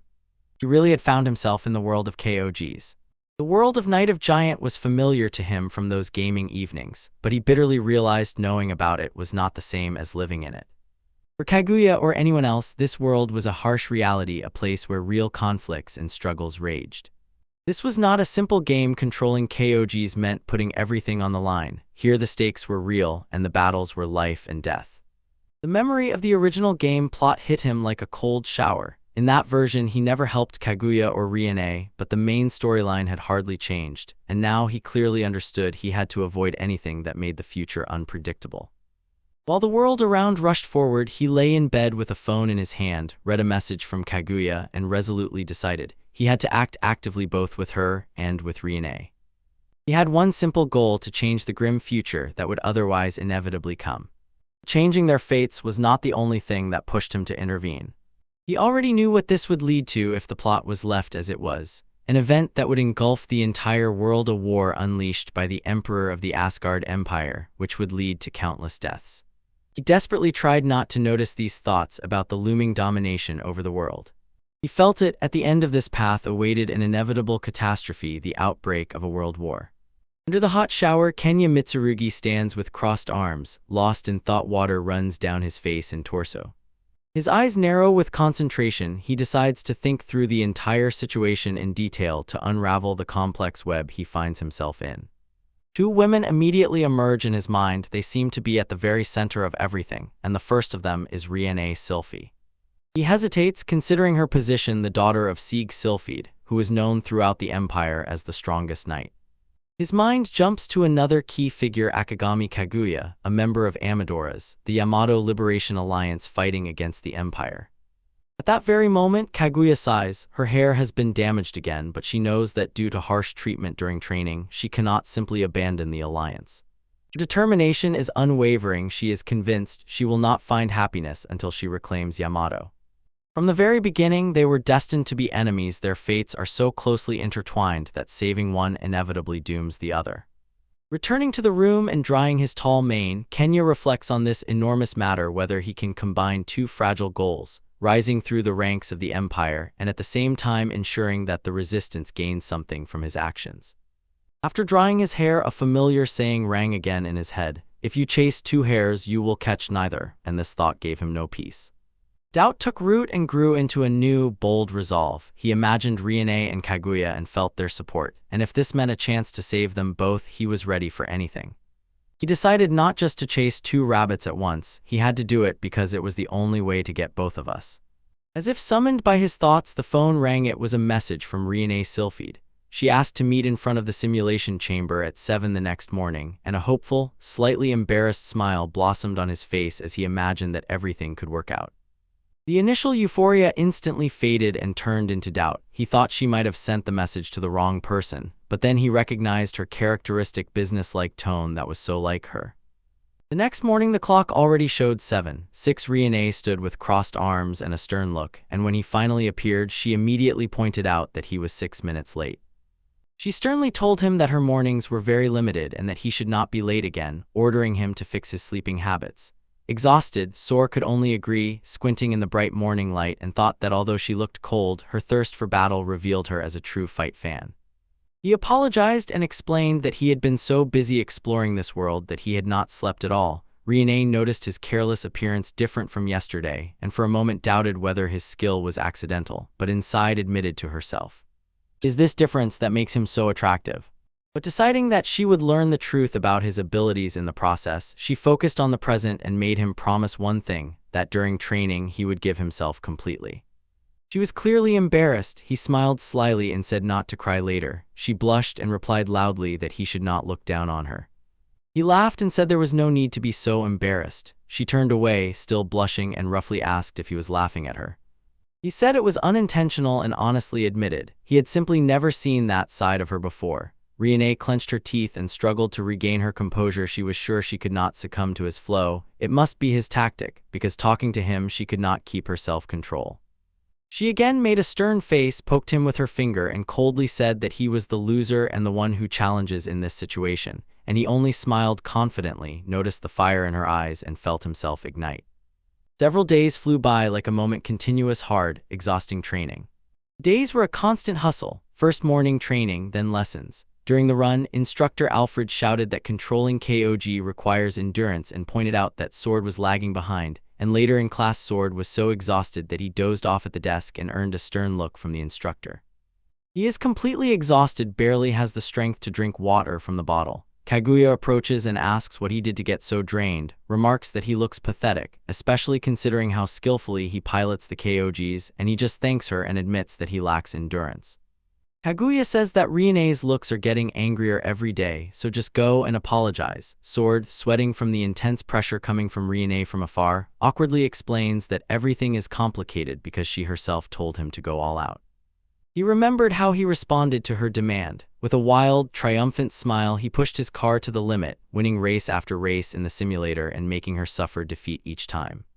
Memories floated in his head when, after the morning training, Kaguya approached him and teasingly noted that things seemed to be going very well between him and Riene, which made the embarrassed Sword unable to resist and ask if she was jealous. Their jokes had not yet continued when instructor Alfred announced that time was up and training for today was over. The exhausted Sword obediently complied with the order. As they were about to leave, Kaguya reminded him that tomorrow was a day off, but the conversation was instantly cut off. Riene suddenly stood between them, first addressing the Sword as Kenya-kun, then correcting herself to the more direct Kenya. She appeared suddenly in the air filled with a heavy, tense silence. Kaguya looked at Riene and a silent question lit up in her eyes. Riene ignored Kaguya's unspoken question, implying she had business with him, then sharply turned to Kaguya and asked who she was. Kaguya, unfazed, ordered the Sword to tell Riene who she was and added that they had already agreed on their day off. Conflict instantly escalated. Kaguya challenged Riene, asking why the Lady of the Empire was so obsessed with a second-class loser. Riene sharply cut off that it was none of her business and demanded to know what kind of relationship she had with him, while Sword, caught between them, could only watch, overwhelmed with panic. Kaguya took advantage of the moment and asked a simple, disarming question. "Are you his girlfriend?" The question caught Riene off guard. Shock flashed across her face as she considered this unexpected thought. Kaguya sharply turned to Sword, her face burning with anger. She shouted fiercely, "Who would even go on a date with such a pervert?" While Sword, stunned by her outburst, quietly insisted that to her he was just a person. Her accusation threw Sword off balance. He stood confused and did not understand why she was asking him. Kaguya stumbled, words failing her, and Riene, trying to explain their relationship, also got lost and could not find the right words. He raises his hands, pleadingly asking to calm down. Although he understands Riene's position, Kaguya's sudden excitement confuses him, and suddenly a memory flashes in his mind. He realizes with surprise that he completely forgot about that event from the past. His attempt to reconcile them fails spectacularly. Both women simultaneously turn their attention to him and shout his name. Riene fiercely reminds him of the promise to fight her anytime, and Kaguya, no less persistent, replies that he wants to go on a date with her. Torn between their demands, Sword begins to sweat profusely. Cold horror covers him as if any mistake would turn into a disaster. He understands. This is what people call chaos, and panic rises in his head because he realizes that Kaguya presents their walk as death. With his last strength to take control of the situation again, he quickly devised a plan and threw out, "Let the three arrange a sparring match, and the winner will decide what they will do for the rest of the day." His proposal hangs in the air. Kaguya and Riene turn to each other. A silent, tense confrontation ensues between them as they weigh his conditions. After a moment of silence, Riene broke the silence and agreed to the terms just to get her fight. Kaguya, slightly flushed, also gave in and smiled, saying she was glad about the agreement because it gave her a chance to train.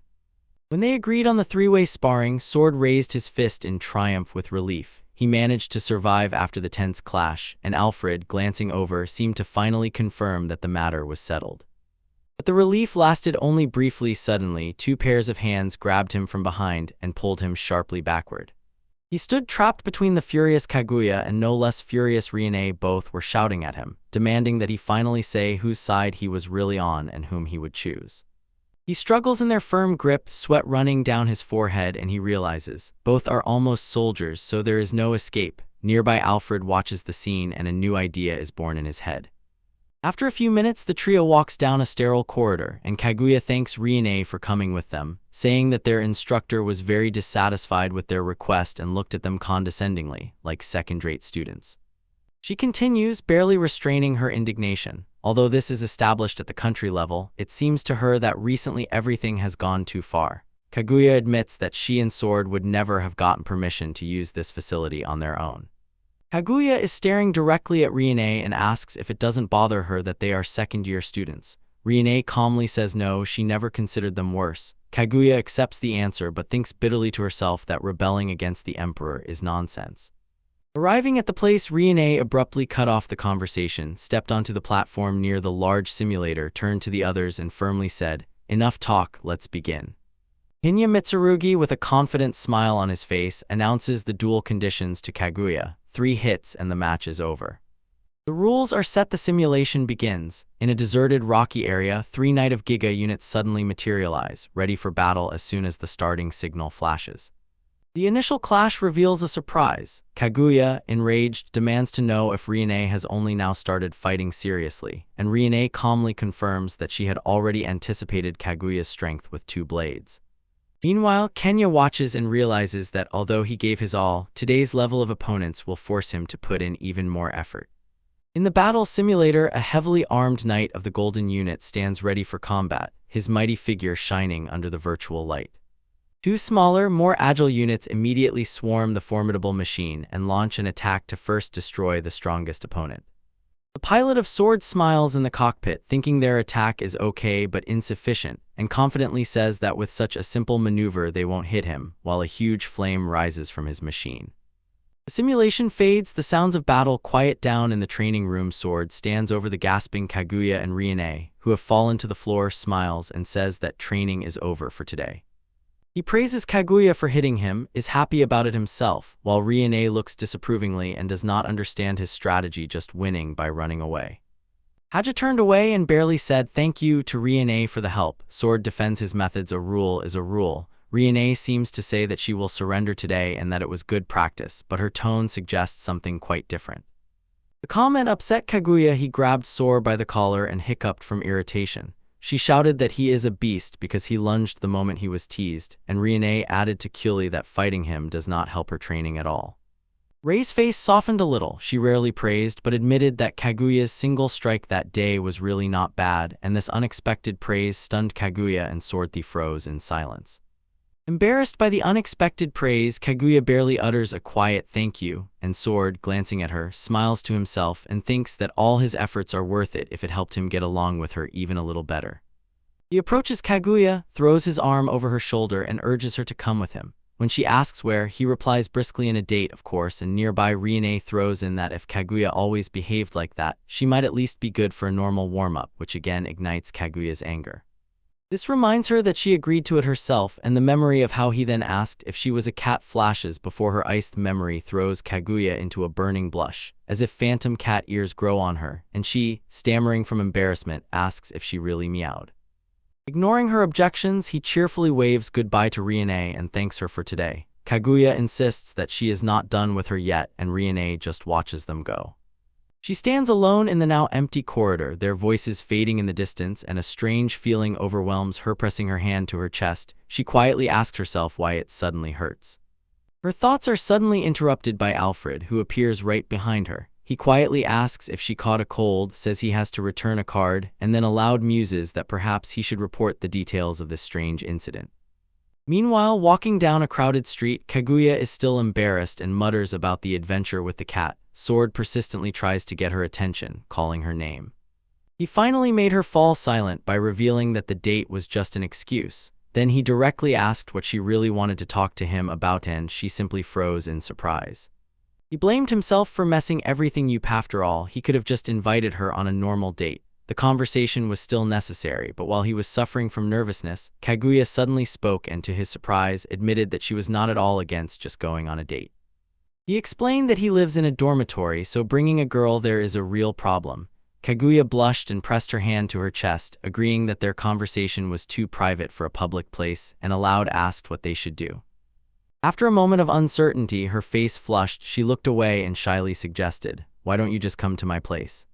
Her bold proposal instantly turned into a confused but aggressive threat. She firmly warned that she would kill him if he did something strange, then insistently demanded what exactly he considered strange, and he broke out in a nervous sweat. As they were walking, he suddenly realized that in the hustle they had gone straight from the KOG sparring to this situation and hadn't even had lunch. Kaguya seemed to think the same and confirmed it with a small raised fist. He simply said, "All right," as if quietly agreeing to go eat, and Kaguya gave him a curious look. Apparently, she was embarrassed by his quick agreement.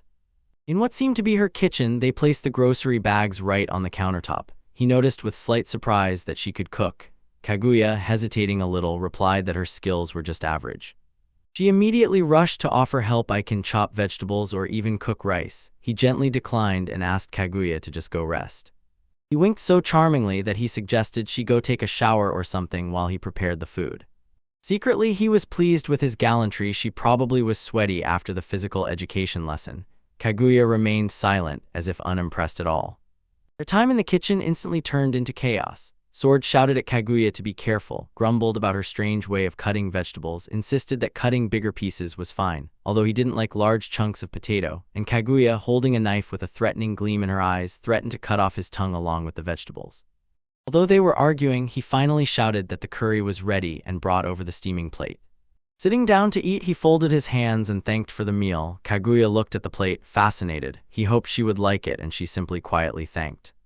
She quietly repeated his words and sat down to eat with a slight blush and a thoughtful expression. Noticing her mood, he asked what happened, but she just looked away. The word itadakimasu echoed in his head for a long time, and he realized it had been a long time since he last heard it. After biting a piece, Kaguya reluctantly admitted that the food was tasty and it clearly annoyed her. Hearing her praise, Sword swallowed his drink, stumbled, and said that she herself was not bad. The light, carefree atmosphere melted away. He puts down the glass, his face becomes serious, calls her by name, and finally asks what has long been troubling him, why she is from the night school G. She pauses for a moment, holding the spoon in the curry, hesitates, and then finally answers. "It's because of my goal," she explains. He insists, asks if she means the fight against the Empire. She is silent. He puts his hands on the table and assures her that everything will be fine. He decisively leans forward, puts his hand on his heart, and confidently says that he is on her side. Seeing her surprise, he insists that he is not lying. His sincerity seems to break through to her. She looks down and whispers his name, Kenya, and a painful memory emerges in her mind. A vision of her younger self, severely wounded, realizing that her action will lead to her own death. She rises from the table and decisively says that her true goal is revenge on those who took from them what was most important. She points to a framed photograph on the shelf and adds that there is more behind it than it seems. The photo, she stands next to her father and another young man. Her gaze fixed on the folder and her voice filled with determination. She says that she actually wants to return the place where everyone feels at home. Finally, the name of that place was revealed: Yamato. 5 years ago, immediately after the occupation of Yamato, the city lay in ruins. The destroyed skeletons of buildings sharply stood out against the empty sky and reminded of the recent conflict. The devastated land, many places were no longer suitable for living because people lived in fear of the wild, lawless soldiers of the emperor. The people of Yamato were forced to hide and survive on the edges of their former homes. A small group of survivors was climbing the stone stairs, and among them whispers of fear. They talked about kidnappings, doubted whether those rumors were true, but one insisted that imperial soldiers were behind it all. At the front, the young Kaguya and a young man were talking. He turned to her with a gentle look and kindly offered to help if her bag turned out to be too heavy. He introduced himself as Jin Akagami, Kaguya's older brother, explained that their father had gone to look for food and asked what to do in the meantime. And Kaguya, confused, insisted that she could carry her own things and reminded him that she was already 10 years old. At that moment, Kaguya's stomach loudly growled. She, embarrassed, spread her hands and shouted that it was not what he thought, and Jean laughed and teasingly said that she didn't need to hide. He didn't stop, teasing her and joking that due to lack of food she wasn't growing where she should, and when she huffed in anger, he handed her a candy. Kaguya stubbornly refused, saying she was on a diet because of a growth phase, but Jean playfully still shoved the treat into her mouth. He bit the candy and asked if it was tasty. Kaguya shyly nodded and admitted that it was. Jean smiled. Life is hard, but with family it's easier to bear, and quietly ruffled her hair, apologizing for teasing. He gently placed his hand on his younger sister's head and promised that as long as they supported each other, he would always make sure she had something to eat. Kaguya, with eyes full of tears, looked up at her brother, acknowledging all the hardships they had gone through together. He sincerely believed that happy times would return, so he decided waiting for their father was pointless and suggested they go look for food themselves. Kaguya's mood lifted. She thanked him and rushed forward, but at that moment an invisible voice said, "Found you." In an instant their world turned into hell. Two men appeared, one with wild light hair and a sadistic smile, the other with dark hair hiding his face. Kaguya froze in horror when the first lunged at her, and she screamed, "Brother!" Jean instantly rushed to protect her and loudly shouted that these men were kidnappers. The man with disheveled hair and a mad look confirmed this, saying they wouldn't want his dear little sister to die, and added that they were especially interested in young women from Yamato. He didn't even have time to do anything when the man with disheveled hair grabbed him from behind and pressed a blade to his throat. The dark-haired accomplice looked on indifferently, and Jean stood frozen, eyes wide open in shock and helplessness. He was trapped and could only scream, "Kaga!" She stood frozen with fear, watching her brother struggle in the kidnapper's grip.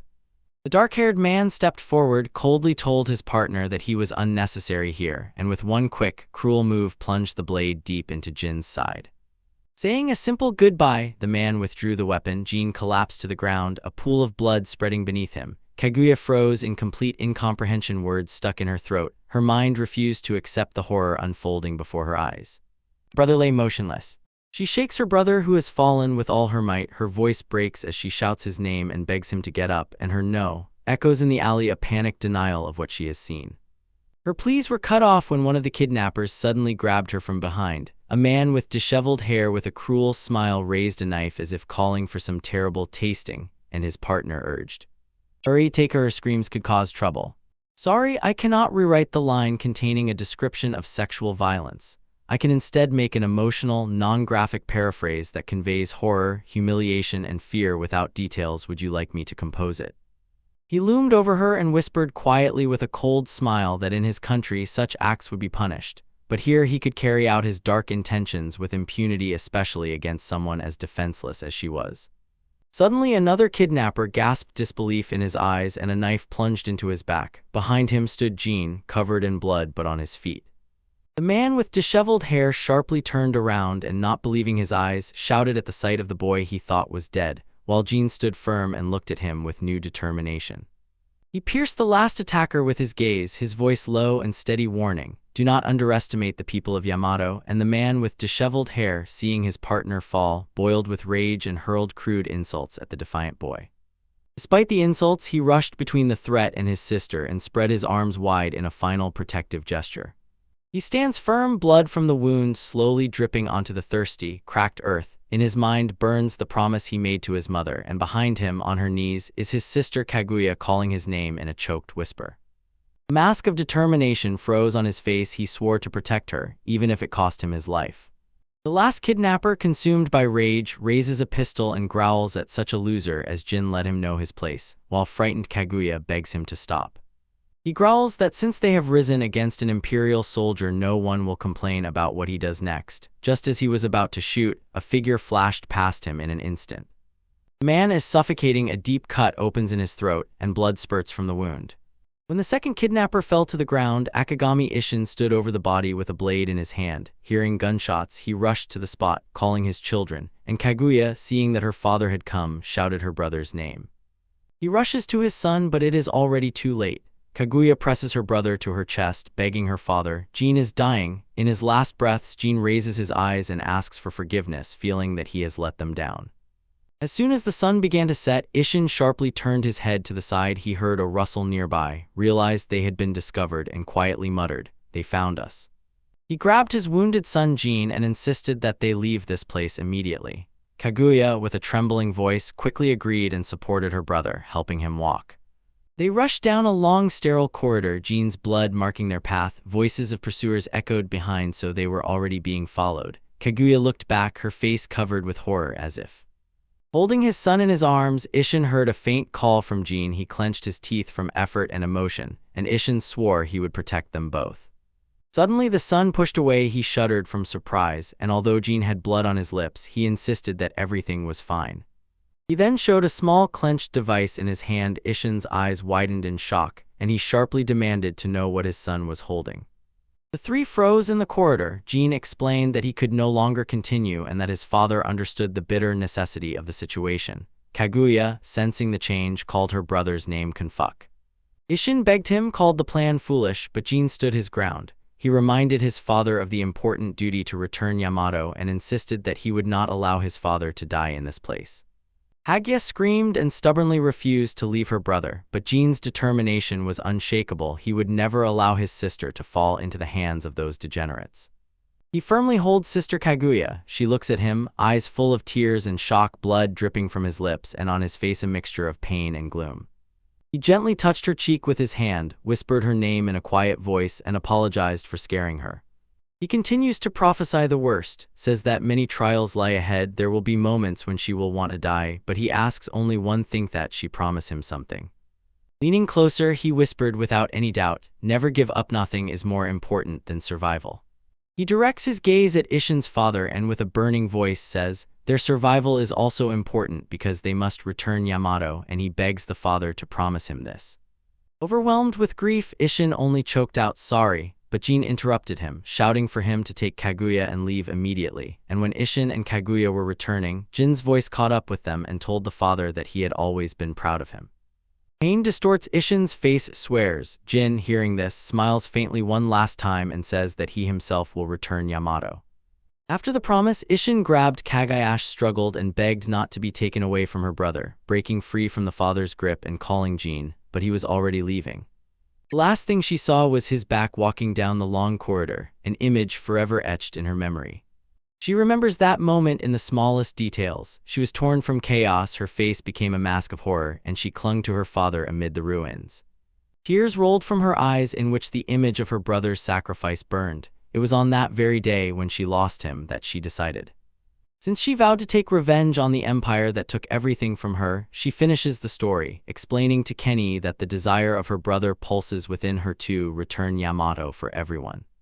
She thanks him for listening, and determination freezes on her face, says that her will to fight will never change, and explains that it was this determination that made her join the resistance movement.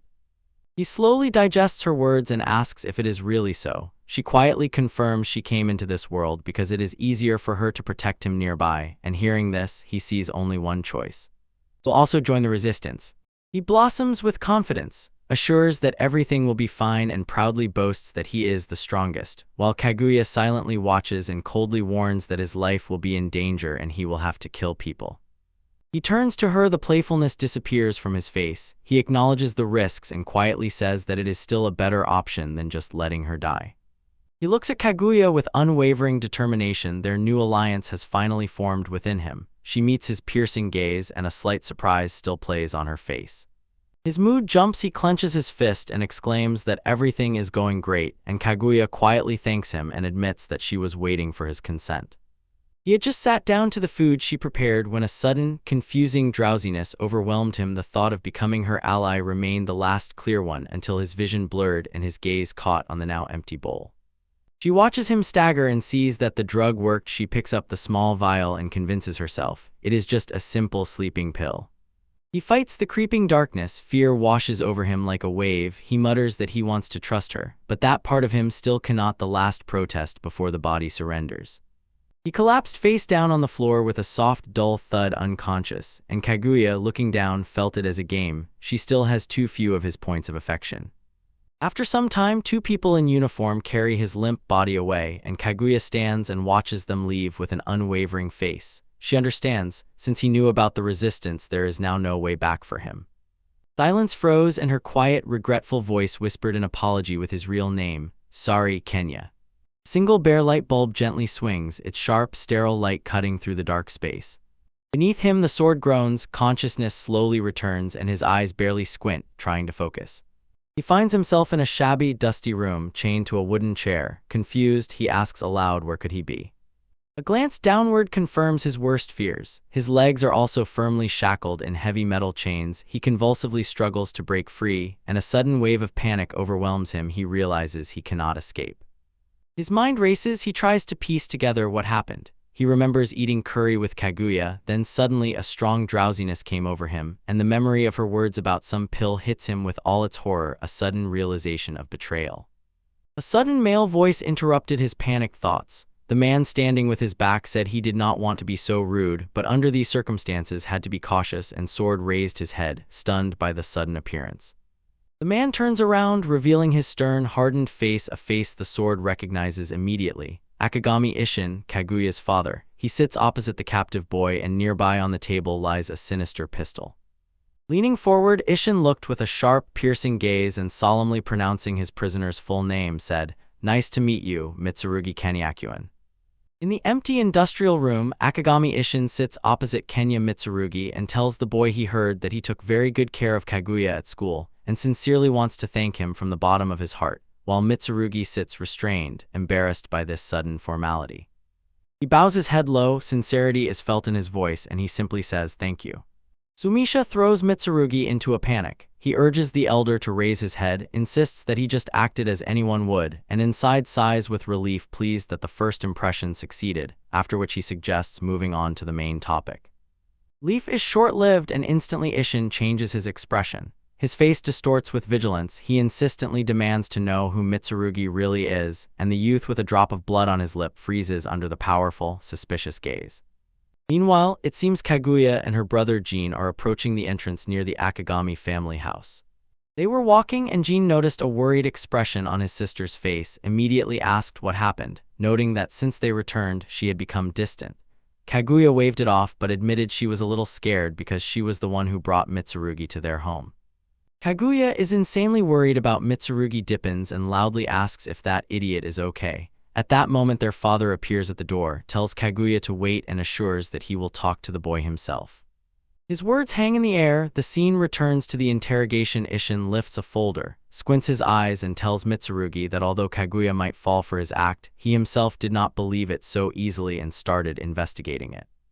He slammed the folder on the table and its contents spilled out for display. He noticed that Mitsurugi's biography was completely empty. There was no information about him before entering school. This discovery hit Mitsurugi and a wave of panic swept over him. He had not thought about setting up his past at all, believing the system would generate it itself, and Ishin suspected worse, the records might have been deliberately erased. He did not take his eyes off the young man, and the footage from the surveillance system in the room only reinforced the suspicions. He said that Mitsurugi could be a spy of the Empire and suggested talking to him to find out who he really was. Panic overwhelmed Mitsurugi. The situation was terrible, and he realized he urgently needed to say something, anything, just to get out of this. Thoughts swirled, but there was no convincing explanation. He knew that Ishin would never believe the truth that he was from another world, and when he desperately searched for an answer, Ishin's patience ran out, and he demanded to know if there was any reason why he could not speak. Even before he could stumble in his answer, Ishin, like lightning, pressed a device to his hand and injected him with an unknown substance. Mitsurugi screamed in shock and demanded hotly to know what had just been done to him, and Ishin calmly stepped back and said he had just given him the truth serum. Strange patterns began to spread across the young man's skin. Ishin's face remained stern. He said this was a fight to reclaim their country, and because of this, there would be no mercy, not even for a child. He intensified the interrogation as the drug began to take effect, bombarding him with questions about the boy's real name, where he was from, and how he learned about their resistance. Mitsurugi's head throbbed with pain, but through the haze he managed to say his name, Kenya Mitsurugi, and his city, Tokyo, and suddenly a fragmented realization flashed. He had long known about the resistance. Then the question changed: does he have any family? Mitsurugi, bowing his head, quietly said that he had no one he could call family, and this answer caught us by surprise. He raised his gaze, a painful memory surfaced in his eyes, and he confessed why he was lonely. He was abandoned. The confession was interrupted by a loud bang. The interrogation room door was kicked open. A warning shout came from the corridor, but Ishin, despite the commotion, barked at his prisoner and demanded to know his true purpose. Kaguya ran and her face became a mask of rage. She immediately rushed to her father and demanded an explanation as to why he was giving drugs to Mitsurugi, and Ishin sternly called her by name and ordered her not to interfere. She refused to back down, insisting passionately that although Mitsurugi has a strange technique, he is not a spy and perhaps even deserves her approval. Her father remained unyielding, saying that his duty to return Yamato did not allow him to trust anyone so easily, although he very much wanted to. Meanwhile, in a secluded control room, 3 other members of the resistance held their breath, tensely watching the situation. The operator at the console bluntly said that the decision to let Mitsurugi in carried the weight of all lives in Amaterasu. Back in the interrogation room, Ishin turned away from his daughter, stood straight, and insisted that this stranger should not be trusted so quickly. Kaguya looked worried but seemed to understand, and the father again turned to Mitsurugi, preparing to ask another question. He aimed a pistol directly at Kenji Mitsurugi's head and in a firm, resolute voice demanded what the young man's purpose was. Mitsurugi, frightened, could only stare at the barrel. His explanation sounded hollow and distant. He admitted that he was abandoned and that he had lost his place in the world, and suddenly a picture of an empty room flashed through his mind. The loss completely consumed him. As if nothing mattered anymore, he tormented himself for not being able to save his loved ones, and the memories led him to a dark ledge, slippery from rain, where he once stood and thought about the end. Just when he was about to give up, another memory suddenly emerged. Battered but alive faces of Kaguya and Riane appeared before his eyes, and through tears he said that it was they who saved him when he was at his lowest. This deep gratitude ignited determination in him. His eyes burned as he declared that these were his true feelings, and that was why he begged to join Amaterasu. Isshin listened, and his face darkened slightly. The naked sincerity in the young man's voice shattered Isshin's composure. Tears rolled down his face. He shouted that the resistance saved the country, but among them were others like Mitsurugi, to whom he so wanted to repay if only he could. Meanwhile, in the observation room, Kaguya, sitting next to the young boy in the bandana, did not take her eyes off the interrogation and quietly whispered that she already knew enough. In another room, Mitsurugi suddenly felt a strange tingling. He realized that the drug given to him was only a mild anesthetic, and its effect was already fading. Her companions began sharing thoughts. The operator in glasses said coldly that the plan worked perfectly until the middle. The boy with spiky hair was not even surprised. The blonde sighed and decided that now everything was fine. They had the necessary information. And the young man in the bandana indignantly realized that they had been tricked and spat that Isshin never knew how to deceive like that. After the test was completed, Akagami bowed deeply before the seated Kenya. Mitsurugi apologized for the deception and said that there was no other way. It was the only way to get the group's consent. Mitsurugi asked him to raise his head, thanked him, and assured him that he understood. That test was necessary. He stood up and extended his hand in a glove, a formal greeting for Kenny Akuan. Mitsurugi raised his gaze, and surprise slowly appeared on his face as he realized this gesture. He grabbed the extended hand and squeezed it firmly. Mitsurugi said that from now on he would be under his care and called him father, and Isshin squeezed the hand even tighter and replied that it was still too early for such a title. The mission led Mitsurugi to a sprawling settlement, a makeshift town of tents and simple structures where people went about their daily lives. As they walked, Isshin explained, life in the suburbs was like a completely different world compared to the shine of the Empire's city centers, and even after 5 years, these vast spaces were still not under its control. He pointed and explained, the inhabitants were Yamato people who could not fit into the Empire's order and were now forced to live in hidden communities like this one. Their path led them from the settlement to a large, at first glance unremarkable warehouse. Mitsurugi asked where they were going, and Isshin simply replied that he wanted to show something important. He led him inside into complete darkness. Mitsurugi said he could see nothing. Isshin smiled and asked him to wait a moment, and suddenly a powerful flash of light blinded Mitsurugi, catching him by surprise. He froze, eyes wide open in disbelief, looking at 2 colossal machines before him. Akagami Isshin explained that one of them was the Imperial mass-produced Kogi Ikes, the only one currently operational, and this realization hit Mitsurugi with a wave of wild joy. Before him stood a real Kogi. He asked in surprise why they were showing him this machine. Isshin smiled and explained that he had asked Mitsurugi to back them up during tomorrow's operation, took out the ignition key, and announced that it was time for Mitsurugi to pilot a real Kogi, not just sit in the simulator. As soon as Isshin said he would move the machine, its systems began to come alive.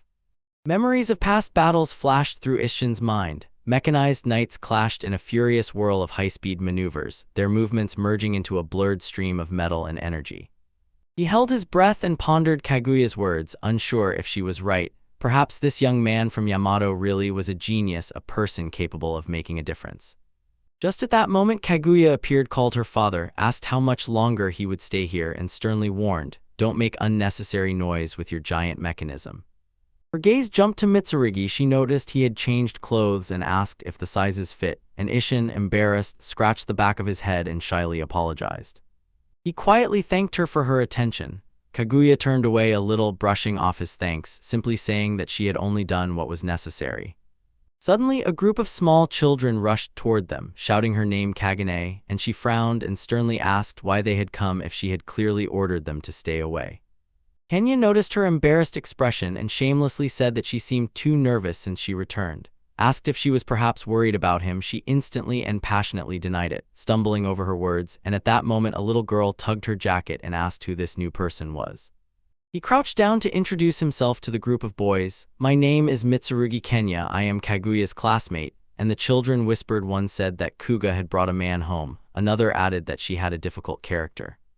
The last comment was overheard. Kaguya's face twisted with anger. She demanded to know who they called difficult. The children panicked and ran away, and Kenya, caught in the middle, pushed them and shouted for them to run. In a moment, Kaguya was already complaining to her father Ishin about where the children had learned such things, and he just smiled and teased that it was still too early to introduce her to a man, to which she only sighed irritably.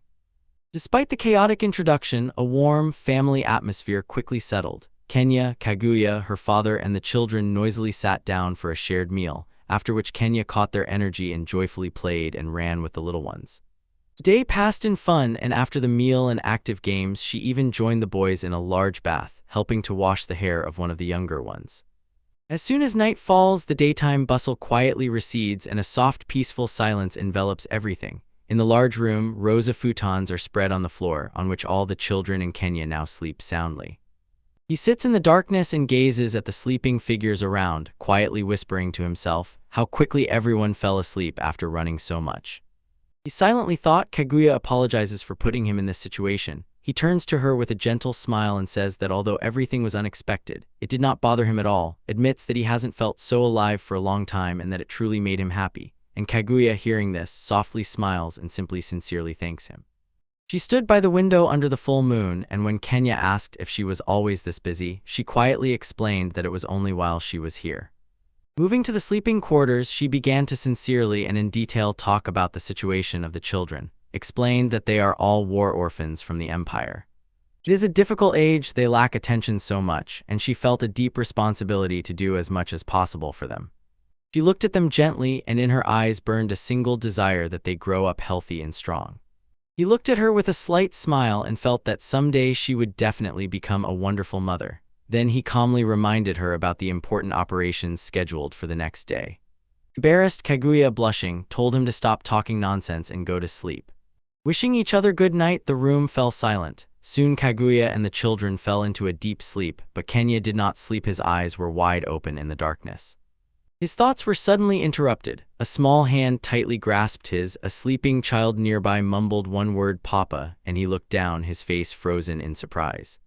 The girl squeezed his hand even tighter and, pleading in her sleep, begged her father not to leave someone named Azusa, and these simple words lay like a heavy burden on Kenya. His face darkened.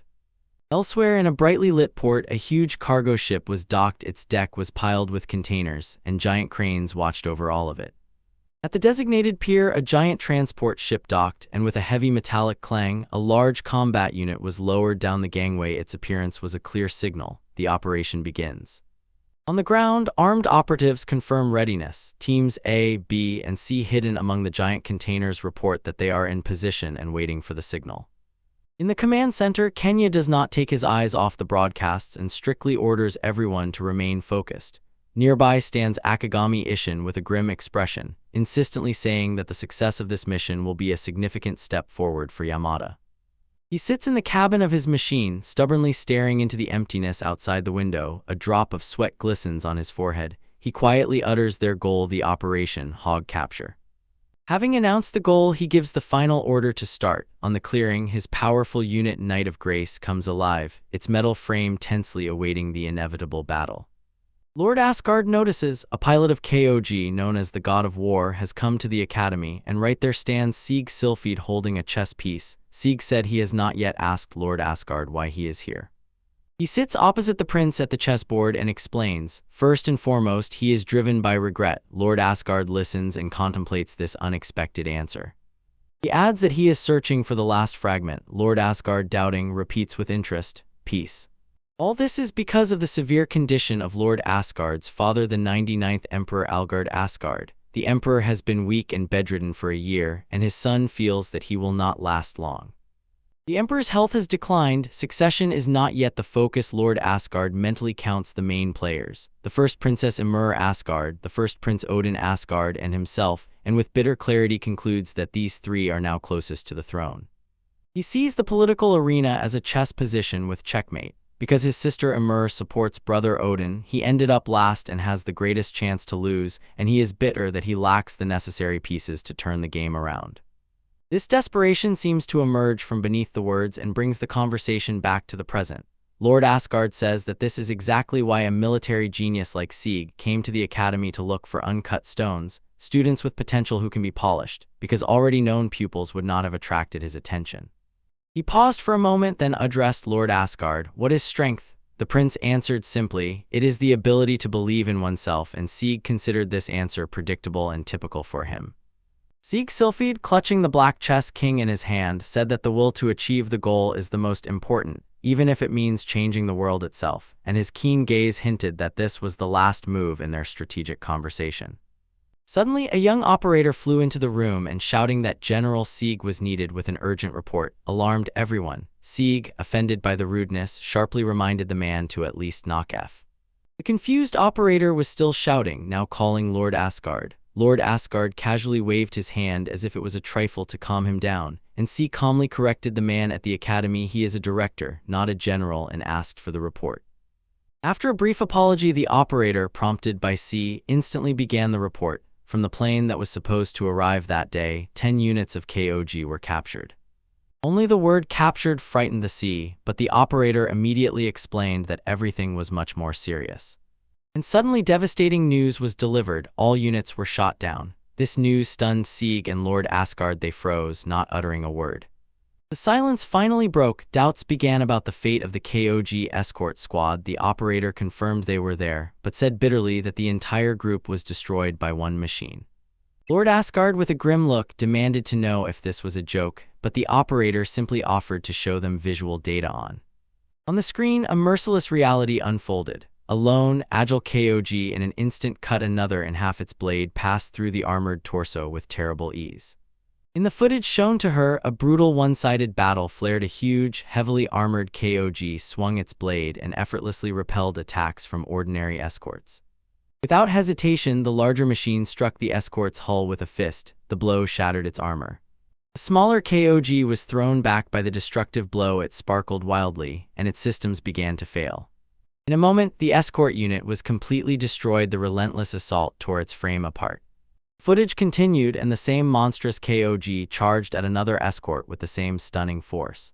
It, like a storm, easily broke through the defense of the second squad and dealt another decisive blow. The second KOG was cut in half. Its destruction was as instantaneous and merciless as the first.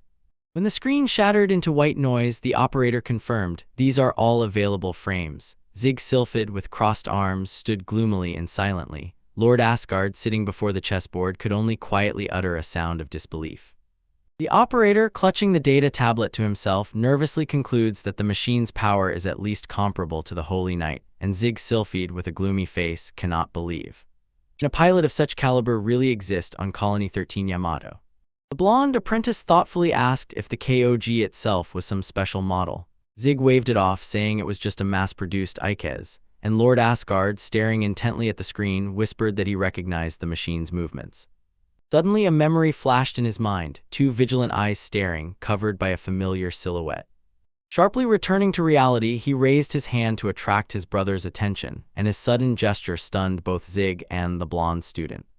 A wide, knowing smile appeared on his face as the last piece of the puzzle fell into place, and he understood with stunning confidence that he had already found what they were looking for.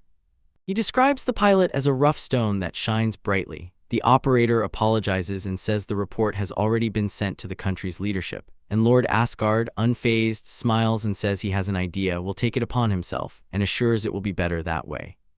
Later that evening, in another dwelling, a light was burning. Inside, a group raised glasses, and Ken's joyful toast echoed in the air. In a room with warm light, members of the Amaterasu organization gathered around tables laden with food and drinks to celebrate, and Akagami Ishin addressed everyone, saying that the success of their recent operation was of great importance to the cause, thanked each for their efforts, and emphasized that capturing such a large number of KOGs was a true achievement. Then he singles out the most valuable player of the day and especially praises Kenya Mitsurugi. Ishin says that without Kenya they would not have succeeded, and Kenya smiles. In this smile there is both joy and a little embarrassment from such direct praise. Comrades burst with admiration. One man friendly puts his hand on Kenya's shoulder and joyfully shouts that he is incredible, recalling how he constantly defeated the KOG's escorts, and a woman with a cup adds that she saw the fight and for the first time sees how KOG moves so skillfully. Noisy man does not calm down and teases, saying that such a performance was to be expected from a young guy, Mrs. Chosen. Kaguya nearby blushes and hotly denies it. Isshin admits that at first he was worried handing the mission to an amateur but now agrees, and the overwhelmed Kenya apologizes and says that he needs to go to the bathroom because. He turns and leaves and Kaguya stands watching him go, her face suddenly troubled as if she wants to ask why he left so suddenly, but he walks away without looking back. Having moved away from the celebration, he walked alone, deep in thought. In the long-awaited real battle, he was finally able to show his strength just like in the simulator, and the operation turned out to be a resounding success. They thought they would capture only 2 or 3 vehicles, but instead pulled 10 from a large cargo ship at sea. His thoughts return again to that moment. Under the moonlight, he stands before one of the captured KOGs, whose chassis is covered with deep scars from battles, and quietly admits to himself that his first operation was a huge success.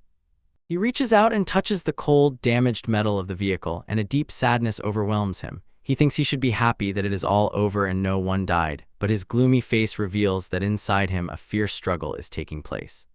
He trembles, the joy of the recent victory fades and turns into a sharp, painful memory of defeat, and the thought echoes in his head like a cry of disbelief. He lost. Memory hits him like a wave, nausea rises in his throat. He steps back and presses his palm to his mouth from tension. He gasps convulsively, clutches his chest, and the memory resurfaces again. A voice sadly reminds him that he chose this path himself, and he wonders why all this is coming back now.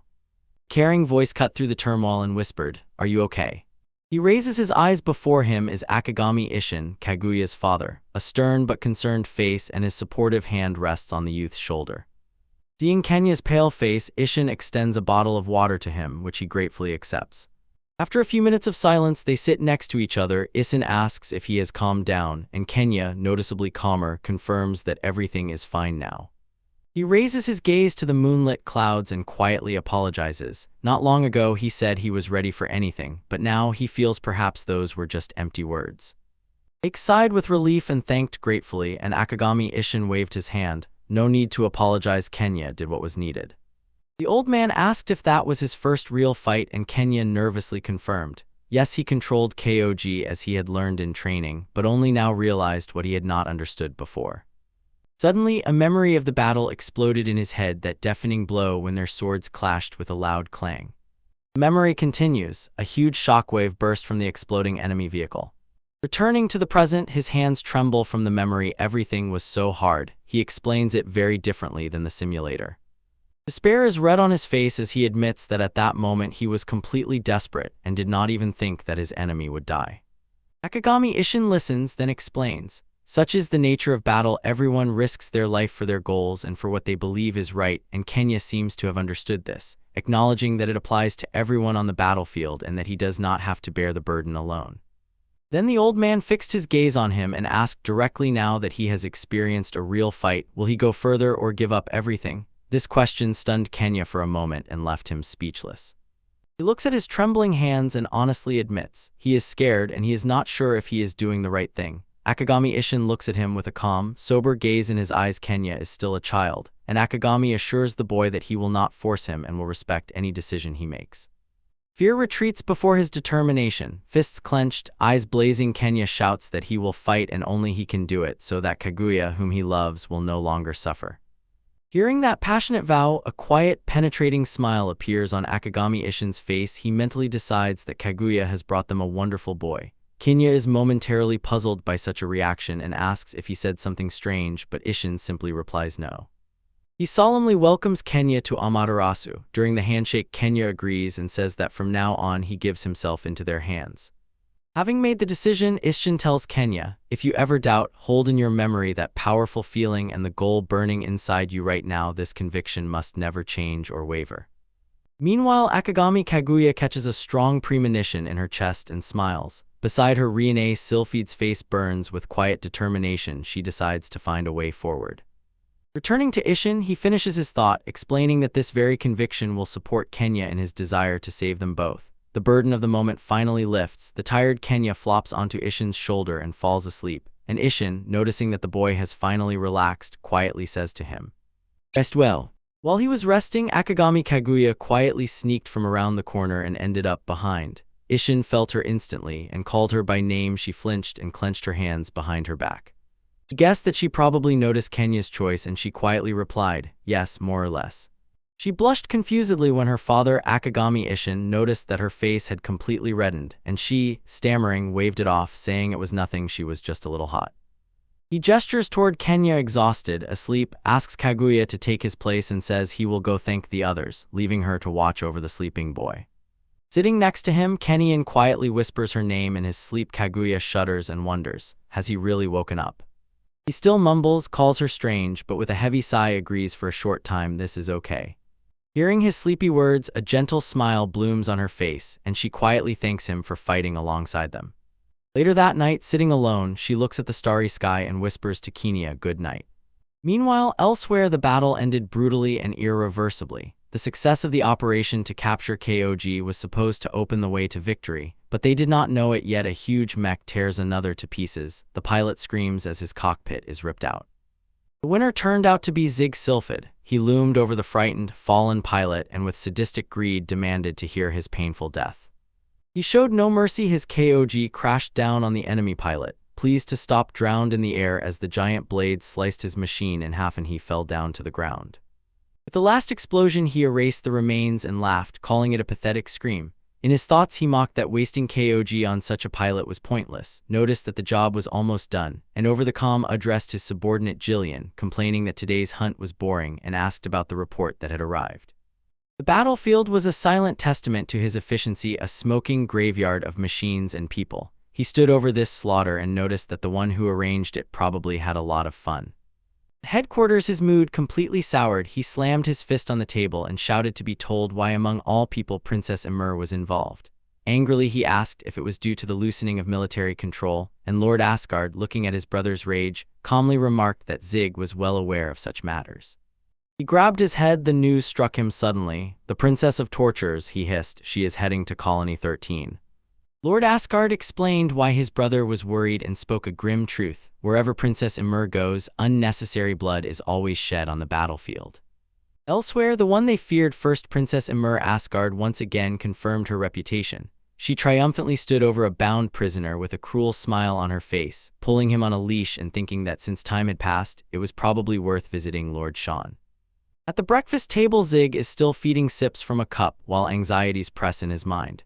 He turns over in his thoughts his recent appointment as military attaché to Colony 13, the matter with Princess Emir, and the appearance of the mysterious Kog unit. His anxious reflection looks at him from the surface of the soup, and a quiet papa echoes in his thoughts. Opposite him, Riane suddenly stands up, her face full of irritation. She briefly apologizes and says she is going to morning training. Sieg asks if again with that guy, and Riane firmly replies with fire in her voice that today she will definitely win. Getting ready to leave, she jokingly mentioned a mock fight with him, saying they hadn't competed in a long time. Sieg, biting into a toast, laughed joyfully and told her take care, and Rainer replied that she would be late tonight and it would be better to do it another time. As soon as she leaves, his cheerful mask crumbles. He tightly clenches his toes, his face twisted in pain as he finally realizes the truth. His daughter Riane now talks excitedly every day about some boy. Her thoughts instantly throw her back to those younger years when she paid no attention to any man except him. His stature makes her realize that she has finally reached that age. Doesn't let him go. He recalls that Alfred had long complained about something similar, and that same boy was humiliated. Moreover, it seemed that Lord Asgard himself was interested in this student, so it is impossible that just a second-year student would be so strong. There must be some trick. Determination turned into an unshakable decision. In heavy war god armor and signature glasses, Sieg stands with crossed arms and firmly says he must see the boy's abilities for himself, and nearby Kaguya Akagami, stunned by his title, simply cannot believe it. He shifts his attention to the students. Kaguya and Kinya Mitsurugi look up in surprise. Kaguya asks why the director is here, and Seag, with a barely noticeable, knowing smile, addresses her simply, "Rookie." He smiles and says he just wanted to find out how much the mansword costs, meaning that very boy Riane talks about every day. Riane, embarrassed, insists that it's an exaggeration, and Kaguya quietly sighs with relief that their past hasn't come out. The friendly expression disappears, a threatening smile appears on his face. He leans close to Sword, recognizes the boy as that supposed rookie, and throws a remark that it seems his daughter is well taken care of. Sword is thrown off balance and stammers in embarrassment. He touches his chin and looks even more closely, quietly doubting. Is this really the one Riene loves? In his eyes, the boy looks weak and frail, outwardly unremarkable, and this one, nervously sweating, only awkwardly whispered an inappropriate "thank you" for the support. Dropping all masks, his face sharpens into a predatory smile. He threw down a direct challenge. "Fight me, rookie." Sword's face froze in shock. He could not comprehend this sudden invitation from the god of war. Challenge accepted. The simulation begins. Above the chosen battlefield, an abandoned and ruined city block, a large battle indicator flashes. This is not a simple game, this is a real fight. Amid the city ruins stands the sword knight Giga alone. He looks around. Everything here is unfamiliar to him. He realizes that this is the first time he is fighting in such a complex, debris-strewn environment. A pilot cloud burst through the street as another machine rumbled into view, and from its cabin Sieg's voice thundered, asking the rookie if he was ready. Sieg's machine, Kog Ikez, revealed the menacing claw-hand Ungula. He smiled slyly and said that although he had stepped back from the front line, he had never stopped training.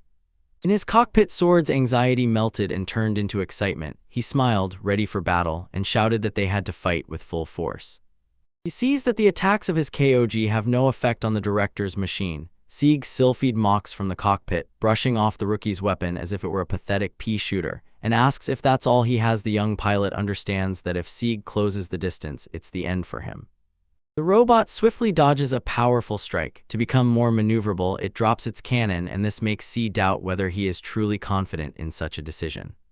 Meanwhile, from the observation deck, Akagami Kaguya, looking interestedly at Riene Sylphid, says that although she had heard of him as a god of war, she is seeing him in action for the first time and asks Riene to share her thoughts on the fight, but Riene, nervous, admits in shock that she doesn't really know. Riene continued, and to Kaguya's shock confessed that she lost all memories before the age of 10. It was then that her adoptive parent, the god of war Sieg, took her in, and she added that since then she doesn't know her father and has never seen any records of his service. Kaguya asks if something is wrong, but Riene just waved it off and firmly stated that although she had only seen his fight in simulations, she had never seen her father lose. In the simulation, Sword unleashes a powerful arc-shaped strike. Sonic Fawn, a broad smile of excitement blooms on his face. He shouts, "How fun this is!" And Siegluckson is impressed that the rookie mastered the technique on the first try. A powerful frontal attack hits Sieg's shield. The principal says the shield won't hold, and indeed it shatters into fragments, and Sieg just stands there, unable to believe his eyes. But the destruction was only a feint. Sieg smiles. He lured the opponent, playing by the principle, lose the battle to win the war. When Sword realizes he has been tricked, Sieg's Kog bursts through the debris and its claw weapon aims straight at Sword's machine's leg. He froze in astonishment, watching as Sieg's Kog approached. The chief noticed that his machine hadn't taken damage for a long time and thought this was probably the limit of serial models. Sword only watched the spectacle in awe, feeling the true power of the god of war, and when their machines clashed, Sieg declared that the next attack would be the last. In a blinding flash, as metal clanged against metal, both machines simultaneously delivered the decisive blow. Their health indicators sharply dropped in unison, and this meant the end of the duel. The system issued the result. The word "draw" suddenly appeared on the screen, and everyone noticed it. Riene and Kaguya stood aside, frozen in disbelief and looking at this unexpected outcome. In the training room, the sword trembled as the sea loomed over it, and the young pilot feared that perhaps he had taken the simulation fight too seriously. But this anxiety was instantly interrupted by a powerful friendly slap on the back from the director, who loudly exclaimed, "Camera boys!" He stood embarrassed when Riene and Kaguya joined him. Riene asked the director for an evaluation. Sieg praised Sword's instincts, and Kaguya reproached him for going too far. Sword himself admitted that although he got carried away, it still seemed to him as if he hadn't fought at full strength. As they spoke, a new voice interrupted the conversation. Lord Asgard approached and said that the demonstration fight was excellent and had left him restless. He showed them his hands, still trembling from excitement. Riene looked up, surprised by the sudden appearance of the prince. He explained why he had appeared. He heard that several students were staying after school for training, and this sparked his curiosity. Riene, crossing her arms, said that he was allowed to be here, while Kaguya averted her eyes and stared at the floor. Panic raged in her head. Had the prince overheard their conversation during the fight? Lord Asgard, noticing her anxiety, assured her that he had not eavesdropped, but then turned his attention to Riene. His expression changed, and he said that something else had interested him. Lord Asgard looked away from the women and decisively approached the other duelist, Mitsurugi Keniakon. Right? He asked, confirming the name, and suddenly, quite unexpectedly, the sword spun. He extended his hand and smiled charmingly. Winking, he honestly admitted that since the first fight he had admired swords and was amazed this young man had the strength to hold Sword to a draw, and Sword just froze, stunned by the sudden praise from the crown. Thoughts swirled in his head about the consequences. The Prince of the Empire himself extended his hand to a simple second-year student. This gesture so shook the established social order that he could barely comprehend what was happening. The prince firmly held out his hand, his face like a mask. He admitted that his hand was bloody and added that Sword must decide for himself whether to take it or not. This only intensified the conflict. He was expecting a matter with Sig, but the prince's direct involvement turned out to be a complication he had not anticipated, and Sword stood, looking at the hand and weighing the unknown consequences of accepting such a false alliance. Lord Asgard approaches Sword, smiles, and sincerely admits that he actually knows little about him. In the game, he was not an important figure. Sword remains wary, feeling that there is definitely a trick in this sudden attention. Thoughts race. This moment is a decisive choice, a crossroads between a handshake and refusal. He feels that this very handshake will determine something very important and wonders if it will become a sign that opens a completely new path. Trusting his gamer intuition, he clenches his fist, gathers determination, and decides he will grab any flag offered just to save the heroines. He extends his hand and the entire hall holds its breath, all eyes fixed on this scene. Renews Solfid and Sieg Solfid watch the interaction of the royal person Lord Asgard. The sword of a second-class student. This meeting is a head-to-head between the one everyone considers the ruler and the outcast. Their hands clasped in a firm handshake. This one meeting of two set off a chain of events that will ignite a fateful battle and engulf the entire world. The handshake ended. Lord Asgard announced his departure. Sieg remarked that Sword is interesting, and Lord Asgard, turning away, felt the strength of the handshake and thought how long it had been since he received one like that. He addresses Sieg, says his swordsmanship is flawless, grumbles that Sieg, damn it, should quit this business. Sieg simply agrees. A hand touched Sword's shoulder and a voice said that having seen his skill, he wants to ask for a favor. Thoughts swirled in Sword's mind. This was not in the game, but it could be a decisive chance to get into the Empire. He immediately agreed. A broad smile blossomed on his face and he gladly declared he would help. Kaguya screamed in horror, her eyes wide with disbelief. She tried to object. Sieg's voice cut through the moment, a low, serious warning. He warned Sword not to succumb to that smile, reminded him they were still enemies, and asked how many lives the man before them had already taken. He stood his ground, stubbornly insisted he must stop him. Lord Asgard calmly addressed Sieg and Kaguya, apologized, and said he would borrow Sword for some time. Sword, as if indifferent, simply said, "Don't worry, we'll meet again." Just at the moment he was turning to leave with Lord Asgard, suddenly someone's hand grabbed the back of his jacket and made him freeze. He looked around in surprise. She looked at Kaguya, who was still holding the sleeve, and asked if something was wrong. In response, Kaguya only made an embarrassed, confused sound. A sly smile appeared on his face. He leaned closer and teasingly asked if she was offended because she wanted to spend more time with him, and the embarrassed Kaguya immediately denied it and insisted that it was not like that at all. He burst out laughing, admitting that it was just a joke, and left together with Lord Asgard. Kaguya was left behind, stumbling, "That's not what I meant." Her real warning never sounded. Left behind, Kaguya clenched her fist in despair, not understanding why she couldn't force herself to be honest, while Sylphid Riene looked at her with a questioning gaze. Riene tries to calm Kaguya, quietly says that there is no need to worry about Kenya, and assures her the fact that he is in the second grade will not make her father treat him unfairly. Kaguya looks away, embarrassed, and denies that she was worried at all. She hurriedly explains that it is not about that, just something from the recent past suddenly surfaced in her memory, and when she speaks, her hand trembles a little. Suddenly Riene steps forward and firmly presses the frightened Kaguya to herself.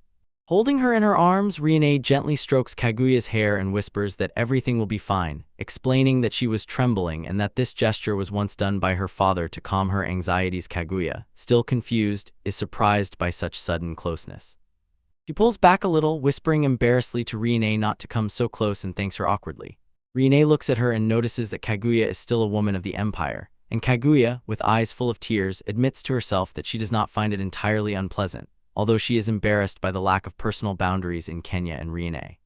Gathering herself again, Kaguya clenches her fists and resolutely says that she must pull herself together and vows to win next time, and Riene smiles, admiring her fighting spirit, and advises her not to overexert herself for now.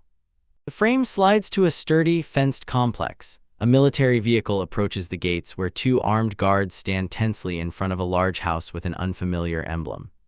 Zig Sylphid led Sword through the security gates into a brightly lit corridor. The accompanying guard explained that they had arrived at the KOG Research Center, which belongs to His Majesty himself, and Sword, glancing around, froze in quiet thought. When they entered the office, chaos unfolded before their eyes. Papers everywhere, and someone was lying face down on the floor. Sword decided with horror that the person was dead, but Sieg just waved his hand for the chief technician. This was a usual matter, and he reminded Sword that as a second-class citizen he had the right to use any resources here.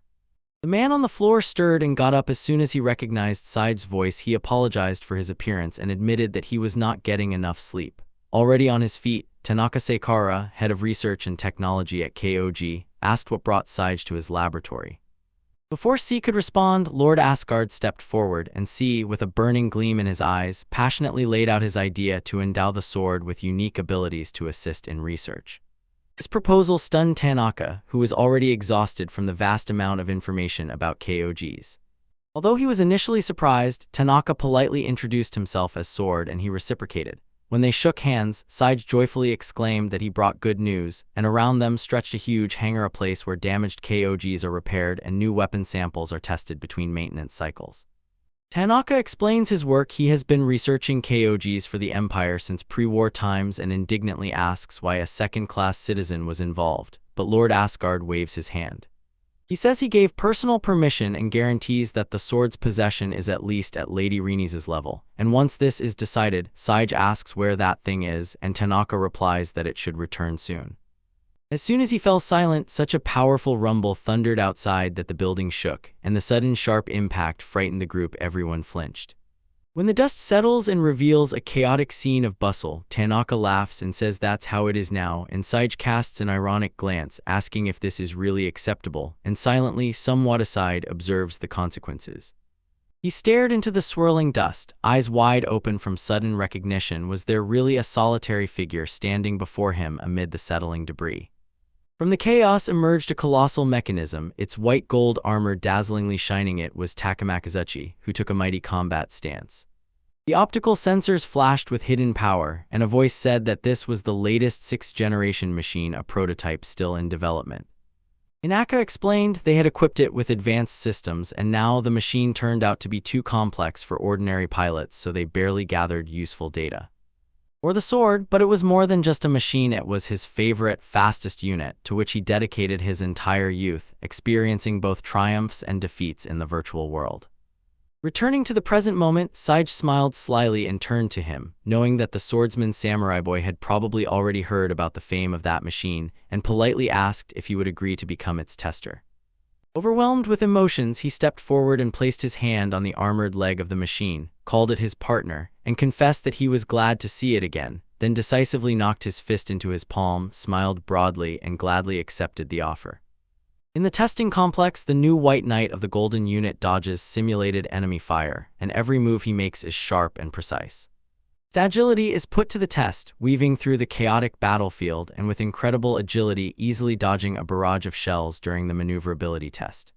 Then the test transitions to flight trials. The machine rockets into the sky at incredible speed, leaving trails of light behind, and in the control room, Technical Chief Tanaka Seikara cannot hide his admiration. His face shines, and he exclaims that the results are stunning. On the observation platform, eyes meet. People watch with excitement as the pilot skillfully controls this notoriously complex machine at such high speeds. In the cockpit, Kenya Mitsurugi says he feels good. Over the radio, with a barely audible crackle, they ask if he is ready to try that special function they talked about, and Kenya decisively replies, "Ready, I'll try." In the control room, Tanaka's face tightens with determination. A subordinate technician anxiously says the function has not yet been configured. That's exactly why it needs to be. Tanaka cuts in, looks at the monitor, and aloud wonders what Kenya Mitsurugi really is. However, inside KOG he remains focused with a determined look. Kenya believes that although others may have failed, he might be the one to succeed. The test is over and immediately a new scene unfolds. A giant transport ship descends low from the sky, its powerful engines kicking up clouds of dust, and below, Sylphid, Lord Asgard, and two other officers stand breathless, watching its majestic arrival. He did not look away as the transport ship's ramp slowly lowered and revealed the silhouette of a figure, and a drop of sweat appeared on his forehead when he realized she had finally arrived. The woman approached, smiled in a friendly way, and said it had been a long time. Seek bowed slightly and reservedly welcomed her to Colony 13, confirming that her arrival had been eagerly awaited.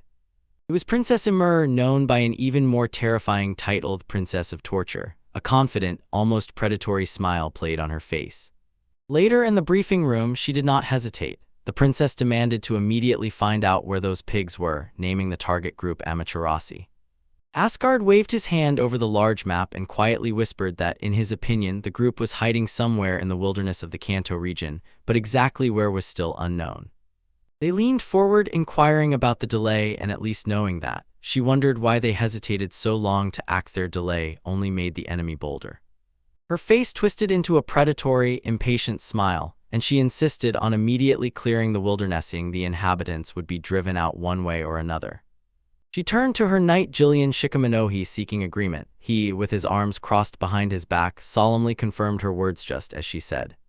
When the tension from her proposal still hung in the air, Sylphid looked closely at the man beside him and recognized him, Jillian, the newly appointed Holy Knight.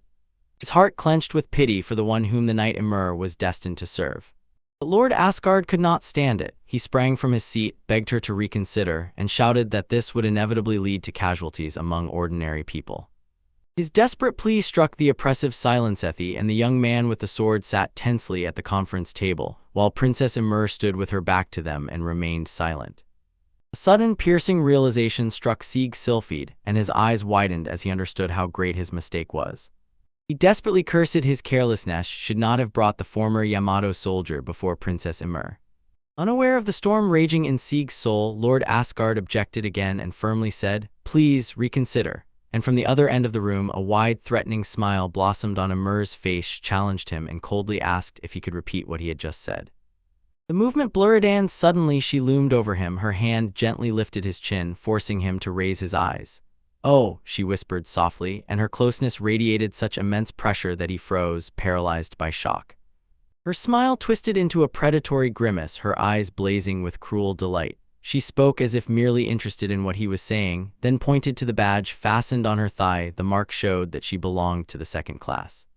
She pressed her hand to Akagami Ishin's wrist and drove crackling dark energy into it. A scream of pain escaped the former general. As a representative of the second class, her power was absolute, and Lord Asgard and Sylphid could only watch. First in horror, the second with detached interest. He clenched his teeth and begged her, insisting that there was no one in the target area, but she waved him off with a wild smile and declared that to her they were all just cattle, their lives entirely subject to her whims. It seems the princess's cruelty affected Lord Asgard. He approached the trembling Ishin, dropped the rider's whip on the floor, and with a strange, burning passion said that Ishin's diligence, despite his low status, aroused him.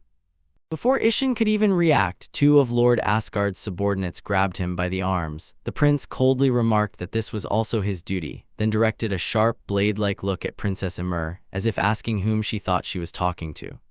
In response to his disobedience, Emir grabbed the whip and cruelly struck Ishin in the face, roaring for him to know his place.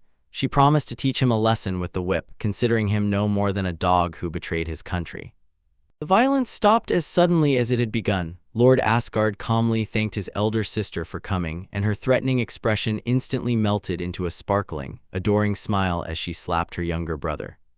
She pressed him tightly to herself and whispered that since he suddenly announced he would take control of Colony 13, she had felt lonely. He explained his actions. As a member of the royal family, it was natural for him to take responsibility while their father was absent. Glancing at Sieg, he acknowledged his spirit but noted that some factions behaved too freely, so he would have to restore order.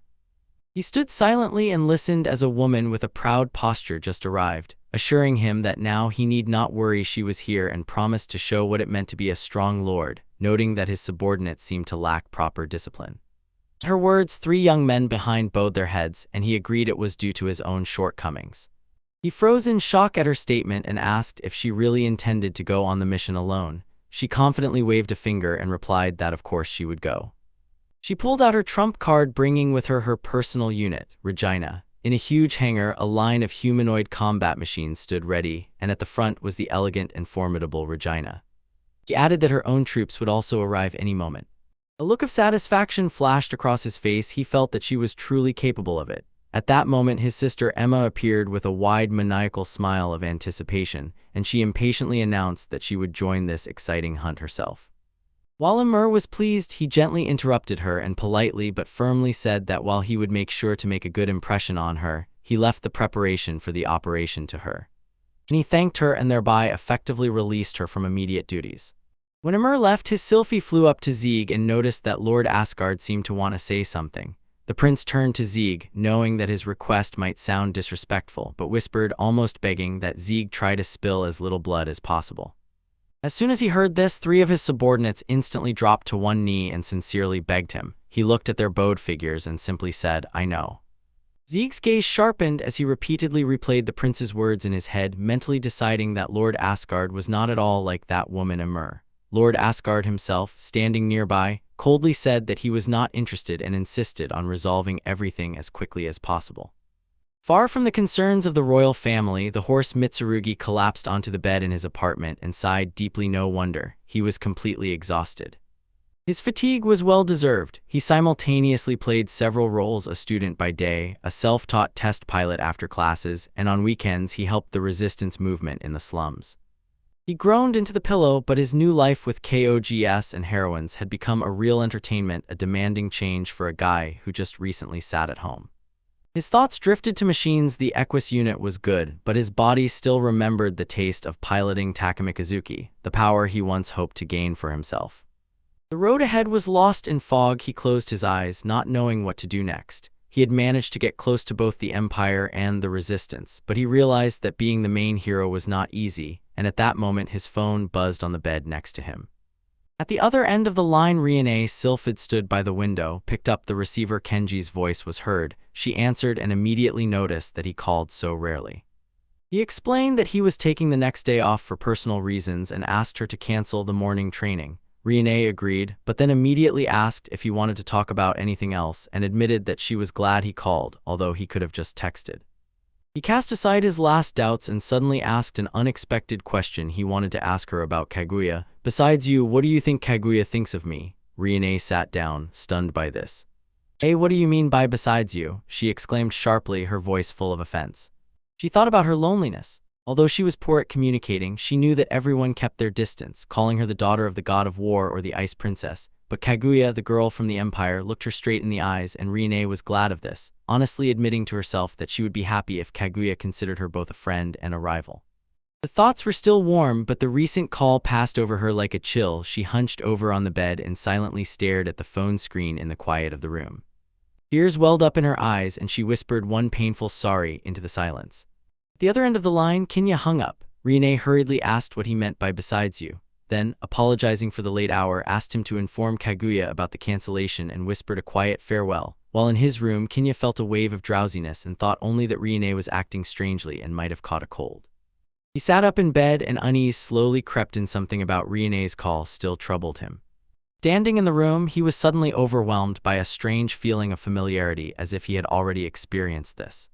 He splashed cold water on his face, trying to shake off the feeling, but it did not recede, as if those words had already been spoken in exactly that tone. The word awakened a memory. His eyes instantly widened with horror, and with icy certainty he realized that "rain is goodbye" was the signal for the start of that event. Consciousness spun, memories surged like a wave. A huge battle, a clash of 1 against 100 KOG, and he knew this situation all too well. The realization hit him like a physical blow. It happened too early. They were only at the beginning of the game, and he did not know if his own actions had accidentally hastened everything and provoked the battle prematurely. He knew exactly what would happen next. If everything went according to the game's scenario, the Imperial KOGs would fall upon the wilderness, and when he got there, the whole area would turn to ruins, and in this bloody slaughter, not only the rebels but also many ordinary people would die. Thoughts pushed him into motion. Cursing, he grabbed the phone and burst through the door, inside him devoured by a desperate urge to hurry. He raced down the street, pressing the phone to his ear, calling Kaguya and desperately begging for forgiveness, saying they urgently needed to go to her father. There was no time. From the other end, her voice sounded confused. She was already near the school and demanded to know what kind of joke this was.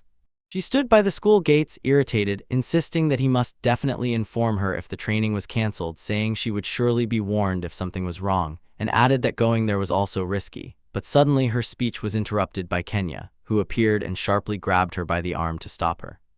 He met her frightened gaze with sincere despair and, shouting, assured her this was not a joke. He insisted that if they did not leave immediately, everyone would be in mortal danger. His sincere plea pierced her skepticism. Seeing true panic in his eyes, she finally gave in. I understand, she said, yielding. If you say so, and with the last desperate plea he begged her to believe him. He floors the gas and shouts to Kaguya, hold on, as their little van tears through the streets. No, it is precisely in this disguise, in this slow second-class vehicle, our only chance to slip past the Empire. She pushes him, faster, call, and he says he is already connected. At the other end is the voice of her father Ishin, and Kenya confirms with relief that he is safe and that they managed to get through.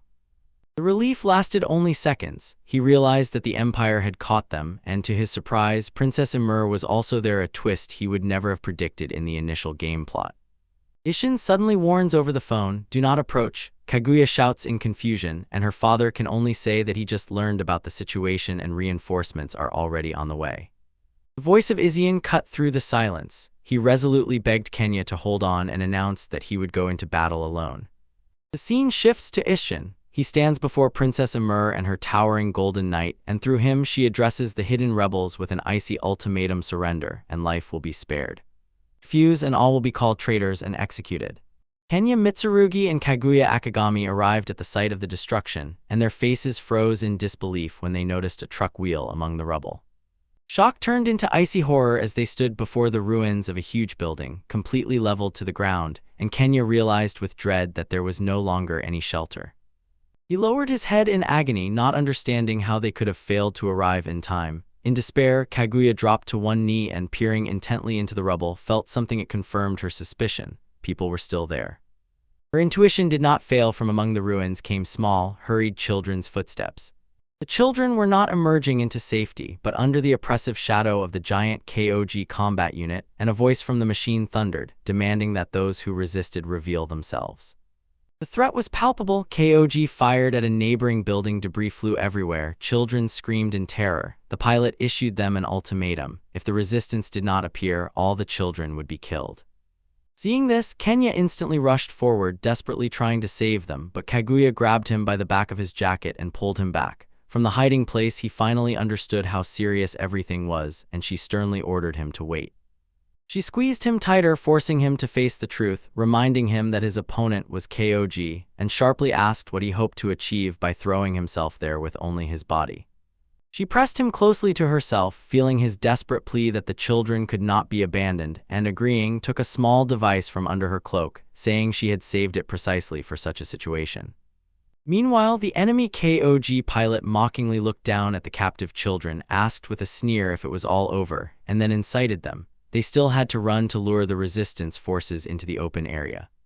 The children huddled together and whispered. One boy whispered anxiously whether everyone had managed to get out. Another admitted he did not know, and a girl and a younger boy, despite their fear, gathered their courage and promised to stand to the very end.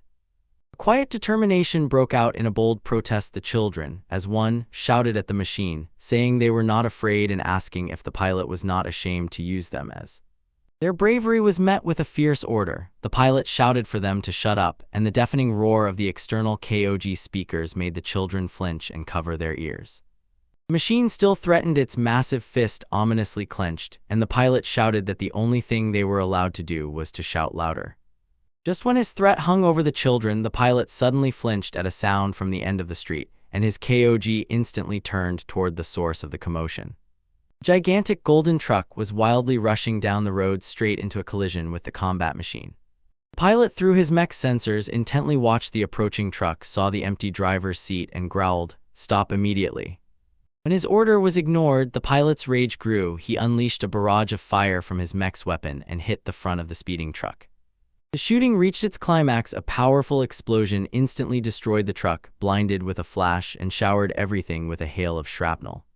The roar of the explosion scared the children. They searched with their eyes for the source but quickly realized it was a trap. The explosion raised a thick veil of smoke that now enveloped the entire area. Through the smoke, Kaguya and Kenya emerged and loudly shouted for everyone to run. The children looked up and saw their rescuers with relief, and Kaguya, remaining calm, told them to follow her, and they immediately began to flee. As they ran, one of the young girls, Azusa, stumbled and fell to the ground. Kenya shouted her name in panic, and the KOG pilot, seeing them through the thinning smoke, swore that the rebels would not escape. The girl who fell lifted her head in despair. Rescue was just moments away, but she would not make it. Kenya desperately reached out and shouted her name, but she remained just out of his reach. His scream died out before the terrible sight. The giant metal leg of the KOG was descending directly on Azusa, Kenya, and Kaguya, while the other children just froze, their faces twisted in shock and horror. He rushed forward and hurled the object with all his might. A deafening explosion tore through KOG's leg, shattering his metal frame moments before the impact. The colossal machine howled with the screech of twisting metal and began to fall. In the dust of the rubble, he dropped to his knees and tightly held the trembling Azusa to himself. She sobbed into his shoulder, confessing how terrified she had been, while another child nearby cried with incredible relief. Kaguya and the other children rushed to them, her voice trembling with anxiety as she hurriedly checked if Kenya and Azusa were okay. He confirmed they were unharmed and immediately asked about the others. Then, embracing Azusa, praised her bravery and assured her the danger had passed. Then a familiar voice broke the tension. Akagami Ishin appeared and with relief said he had arrived just in time. Kaguya exclaimed, "Dad!" in surprise and immediately noticed his wounds. He waved his hand and explained that the princess's guards were already on site, though his arrival had not been without a fight. He scanned the children with his gaze, praised each for their efforts, and with a smile announced, they and the entire shelter were now under protection. When Azusa looked at him questioningly, his face froze. He addressed Ishin, indicating that they were safe here, but coldly added, many others had fled and were still scattered and defenseless. His eyes narrowed, a dark, burning gaze ignited, and he swore, "I will tear them apart," clenching his hand into a fist. When Ishin doubted the timing, he firmly replied that it had to be done now. Only he could do it, and his goal was simple: protect the home they had been given, the home the enemies had desecrated. Seeing his transformation, Kaguya was frightened and called his name, sensing the dreadful aura now emanating from him, completely unlike his usual self. The father ordered her to distract the enemy from Kenya and hold them off until all civilians were evacuated, and she understood, accepting the command. She watched as he gave the final instruction and, seemingly calmly, raised his thumb, a gesture that concealed his tense voice. He said everything was fine and that he was leaving everyone under her care. His face froze, his eyes burned with cold fire. He crossed his arms and vowed he would defeat them all, and the night would be filled with fury. His oath was immediately put to the test amid the city's ruins. On foot, he and Kaguya desperately fought against giant mechanical soldiers, avoiding explosions and breaking through the chaos of the battlefield. From the height that gave them an advantage, enemy pilots looked down on the fight with contempt. One of them contacted Jillian and mockingly asked if those were the same resistance fighters from the footage, implying how weak and boring they were, but then admitted, "One of the fallen was indeed special, as they had suspected about me." Meanwhile, Lord Jillian listened to the report and, turning to the pilot, impatiently asked if they had noticed anything remarkable. Nearby, Princess Emir could no longer hold back and hotly asked why their target had not yet appeared, even after they had killed so many resistance fighters. At the command post, the operator was intently watching the tactical screen when an alarm flashed. Point H was under attack, and he noticed with confusion that the enemy was only one, and he asked himself who this powerful lone attacker was. On the battlefield amid the ruins of the destroyed city, a squad of Mets lined up, and when a lone silhouette swiftly descended from the sky, one of the pilots said in shock.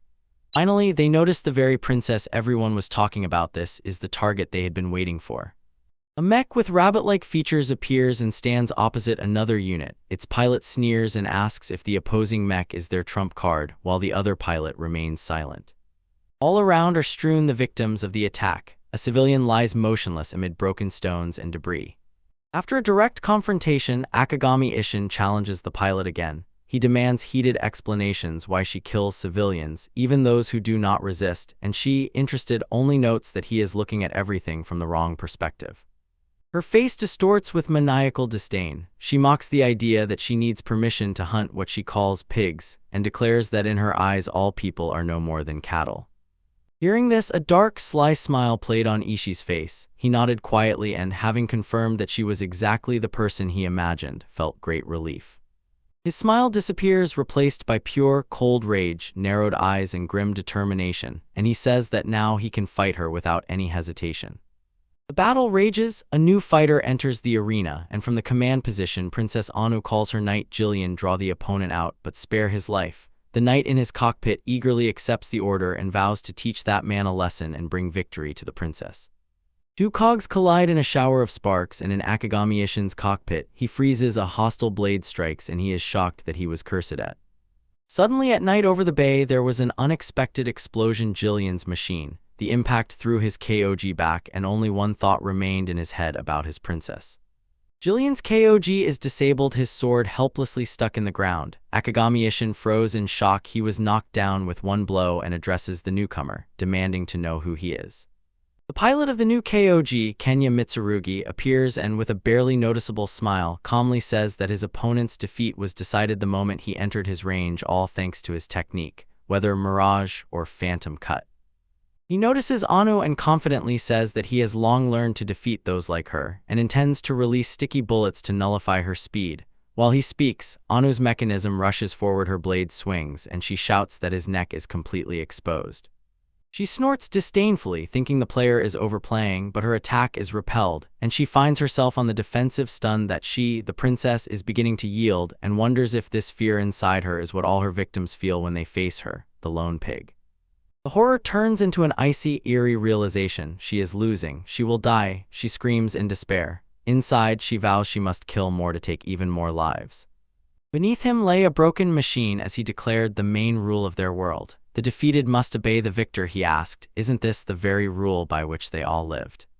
These words awakened a terrible memory in her. In the shadows stood an enraged figure, swearing never to forgive the princess for daring to touch those dear to him. The vision intensified her horror as his blade began its final descent, and he proclaimed that someone like her, a human, should not remain alive.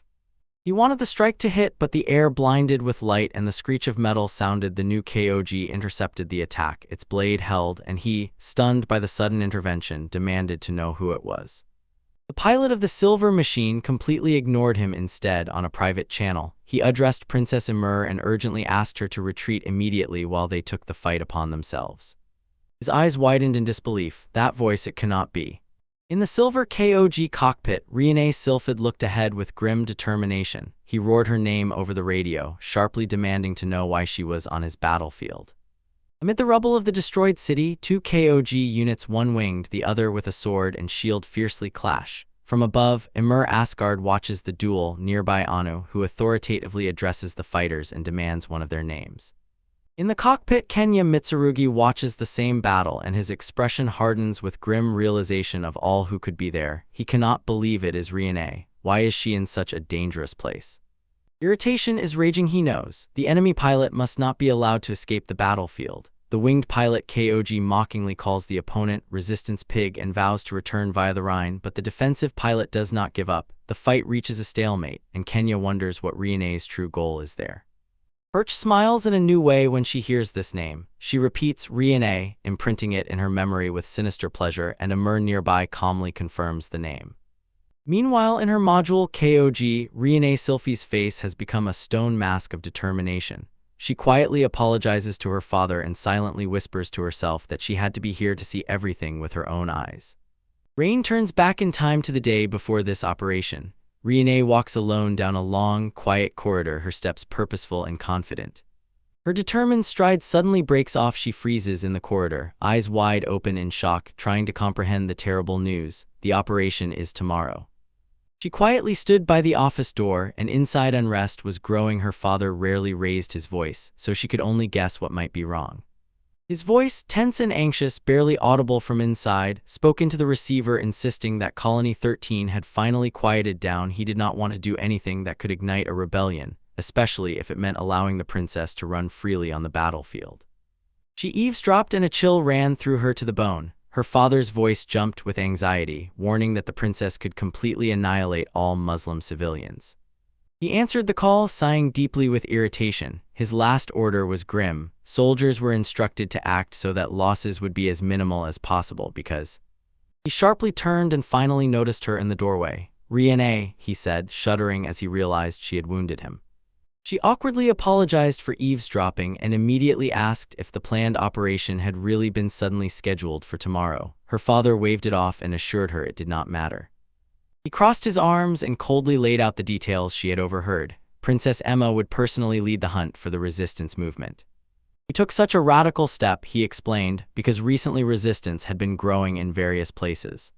On the screen combat footage, it shows that recently a KOG transport was ambushed. One enemy KOG destroyed its entire escort, so the rebels clearly have a very skilled pilot, and the next operation, he says, aims to neutralize this very person. This information reaches Riene, who stands among her classmates. An array of realization flashes across her face. While she contemplates the news, Kenya Mitsurugi aloud wonders if it is connected to something else, and his words fade into thought. Her thoughts race. Maybe it is just a coincidence, but her heart suggests everything seems too strained. The mystery of why those two always disappear somewhere together suddenly gains weight, and she admits to herself that she is no longer sure of anything. Having made a decision, she froze in the doorway of her father's office and with firm determination asks permission to participate in the operation, explaining that she must see for herself. She does not avert her eyes, looks straight and asks if he is sure. She says she believes he will do everything to prevent it, and when he agrees, he immediately offers to help.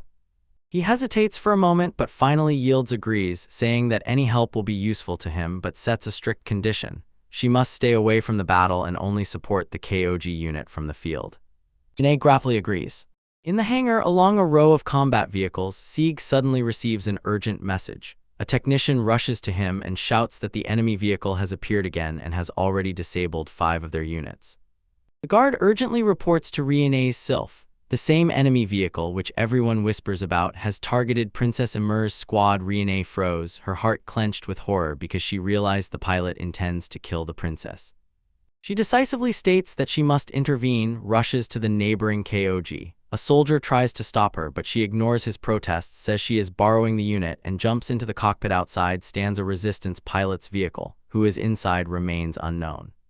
She bursts into battle. Her machine's sword clashes with the enemy's blades, and with each strike a terrible certainty grows within her. She desperately hoped to be wrong, but the more their blades meet, the more convinced she becomes. In her mind flashes the image of Kenya Mitsurugi, and finally she accepts the truth. She is a rebel pilot. Her thoughts fly to the source of his rage, a memory of a little boy crying among the ruins of a destroyed city, and nearby stands the KOG Night Guardian, who feels that his anger is justified, and in silence tells him that the encirclement is broken and he will be able to escape. He is silent, tears roll down Riene's face. She begs him to be sensible and sternly warns, if he kills Princess Emer, the Empire will unleash all its power and completely destroy the resistance. Her voice trembles and becomes too personal as she calls his name Kenny Akuan, but his KOG is silent. The cold, terrible realization that his fighting style is not like Kaguya's intensifies her horror. It is really him, and she begs him to retreat. Tension skyrockets at this moment. A new fighter appears. KOG Sieg Sylphide descends from above and positions himself between the two machines. He issues an ultimatum to the rebel pilot. If he does not retreat, he will be stopped by force. Far from the battlefield, Kenya sits at the console, his face twisted in pure pain. He understands Riene's logic and knows that killing the princess will lead to the brutal extermination of the resistance and his people, but even so he cannot stop. "Forgive me, Riene," he whispers in thought, and his determination only grows stronger. The determination of hell is within him. He must kill his target, no matter what happens. Below, Riene could only watch. Her KOG could not intervene because all its focus was tied to the mission. He knew he would not be able to hold back, even before Riene. He decided to remove her from the way, even if it meant disabling her machine. But just as he was about to act, Sieg's attacks crashed down on him and threw him into defense. In the protected command center, Lord Asgard suddenly realized the real target of the attacker was his sister Anu. Unfortunately, she often becomes a target. Anu reported that the evacuation of civilians was almost complete, and Sieg ordered him to move to the next zone. Sieg sharply demanded a situation report. Lord Asgard reported that the attacker suddenly appeared and knocked down Jillian, that he and Riene managed to escape, but their KOG was disabled, and requested the immediate return of the KOG. Riene added that she and her sister had just encountered the red Kog Siegs, and his face hardened when he declared that he and Lord Asgard would go there themselves, explaining to Riene that her machine was too damaged to move and refusing to send a squad for her because he thought it would only upset her more. Sieg headed to the location and saw two KOGs in the clearing. One was terribly damaged, and he, not believing his eyes, exclaimed that he had never seen the princess's unit in such a battered state. Approaching the damaged machine, Lord Asgard anxiously shouted to its pilot, Anu, "Are you okay?" Anu appeared, relieved to see Lord Asgard's arrival. Riene nearby rejoiced that her friend was safe, but Anu herself was furious, blaming herself for being caught off guard, demanding a new KOG and, like a princess, swearing to make the attackers suffer worse than death. Riene asked her to calm down, but Anu insisted that in the worst case she would leave everything to others. She was boiling with rage, biting her thumb in despair and cursing the opponent, wondering how he could know her fighting style so precisely, and suddenly with horror realized that if Riene hadn't appeared, she would have lost. Sieg watched, stunned by her assault. But her anxiety was not about Riene at all, and meanwhile Sieg was panic calling her name, and Anu coldly dismissed his worry, saying that it was precisely against this enemy that Riene could not escape unscathed. Without letting the panic flare up, Lord Asgard calmly and confidently told Sieg to calm down and assured the god of war that there was no need to worry about Riene, and Sieg remained completely bewildered. He was not the only one embarrassed. Some rookie abruptly approached Lord Asgard and demanded to know what he meant, and the Lord just smiled and replied that everything was happening exactly as he had imagined. His words hung in the air. Suddenly, a powerful explosion of unknown origin sounded from afar. Riene was thrown back, and I just stood there, stunned and unable to believe my eyes. The shockwave lifted her into the air, spun her around, and through her she tore her throat, shouting at Lord Asgard, demanding to know what this betrayal was and why it was happening. He stood calmly with a pistol in his hand and coldly pronounced for the public record the chilling words. "Princess Ymir," he announced, "unfortunately died fighting the resistance movement." The words hung in the air, and Sieg shouted his name, not believing. On the ground, Nova raised her eyes, her mind struggling to understand the betrayal. She only whispered, "What are you saying?" unable to comprehend this sudden turn of events. Her silent shock was met with Lord Asgard's calm, almost gentle smile. He only confirmed her silent horror, saying that everything was exactly as it seemed, and asked if she really did not understand. She looked back at him, eyes wide open in disbelief, and stammering, blurted out the question hanging in the air: why was he going to kill her? He smiled incredibly confidently and asked, "Wasn't the reason obvious?" His face froze. The pistol was still aimed at the fallen Rhea, and he confessed again. He had always hated her, a scoundrel who saw only pigs in people. When the burden of this revelation fell upon them, Sieg turned to Anu and apologized for dragging her into it, then resolutely added, "Don't worry, I have decided to follow you." She acknowledged his power and said directly that right now no one in the Empire can stop him, but explained, as long as he is alive, unnecessary blood continues to be shed, and she finally wants to put an end to it. Sieg's face twisted with rage at his brother's actions, but Lord Asgard responded with icy determination and coldly declared that, as a brother, he must personally deal with him. This statement was the last straw. With a fierce roar she attacked Lord Asgard again, shouting for him not to touch her, and he, stunned, raised his pistol. Lord Asgard met her furious attack with a cold question, demanding to know who she was, and she, with a savage, wild expression on her face, screamed back that the number of people she had killed was nothing compared to his. As she screamed, memories washed over her like a wave. From birth she was drawn into the affairs of the royal family. The watchful eyes of the throne constantly monitored her every step. She was ordered to conquer the world, and even her own blood did not reach out to help her. The memories pressed on her so much that she fell to her knees. She screamed that it was not her fault. As a princess, she did everything for the Empire, and her fingers dug into the ground as she asked herself why she was forced to conquer and kill so indiscriminately. She stumbled and stepped back from Lord Asgard, blood flowing from her wounded hand. She accepted no guilt and insisted that the Emperor and the world itself forced her to take this path, because there was never a peaceful life, there was always a choice. Kill or be killed. Her desperate words seemed to awaken a long-forgotten memory in Lord Asgard. His thoughts turned to another Princess Ymir Asgard, and he recalled the moment when Sieg spoke with her, and distrust and shock froze on her face at that terrible news. He could not believe it and kept repeating that it could not be so. The memory hardened his resolve. He raised his pistol, the barrel pointed forward, thinking that it was that little brother he once trusted who might take his life. His thoughts went even further to the day he first met Emir. Before her stood a younger version of himself. She reached out her hand and said how glad she was to finally have a little brother. A smile warmed her face, her eyes closed with sincere happiness, and she asked him to get along with her, kindly calling him Lord Chance. A sharp crack tore through the air. She shuddered again on the ground, her face streaked with tears from the previous breakdown. Out of breath, she lifts her head from the place where she fell and sees Lord Asgard above her with a pistol in his hand. Nearby, Sieg Sylphid calls indifferently, asking what she missed. Then Sieg turns his attention to his brother. He is breathing heavily and has bowed his head. With a contemptuous gesture, he mocks, asking if he really believes he will achieve his goal this way, and Lord Asgard trembles, shouting for him to be silent. He raises his head, his face tightening into stern determination. He whispers to himself that he must do this. Sieg notices the change and sees that his brother has already decided. The voice confirms it, resolute. He grabs his brother's hand, a wide mocking smile on his face, and asks if Asgard really thinks he can do it. Lying on the ground, Anu understands this dynamic, that cruel pushing and pulling has always been between them. His laughter fades into a knowing smile. Sieg tells Lord Asgard not to be so soft, reminding him that he exists precisely for moments like these. Asgard quietly acknowledges the truth in his words, but Sieg feels that something is still off. When his determination finally solidified, a memory of his sister Emir surfaced in his mind. She smiles eerily, her eyes wide open, and says that with such eyes he is just like their father. Her words put a full stop to his decision. His finger tightens even more on the trigger, and in his thoughts he whispers a quiet last farewell. To make people react, a deafening crack spread as the weapon fired, and a blinding white flash exploded in the darkness. Only one name was heard: no. In the sky above the ruined city, two Knights of Gears clashed. Kenya Mitsurugi's unit brilliantly parries the strike of Reincarnated Sylphid's machine and repels it with stunning force. The blow threw Reincarnated's KOG down. It brutally crashed into the ground, raising clouds of dust and debris, and a scream burst from the place of the fall. In the cockpit, she trembles and realizes with shock, this is a real fight, nothing like the simulator, and that gray power she just encountered makes her ask herself how much Kenya has restrained herself until now.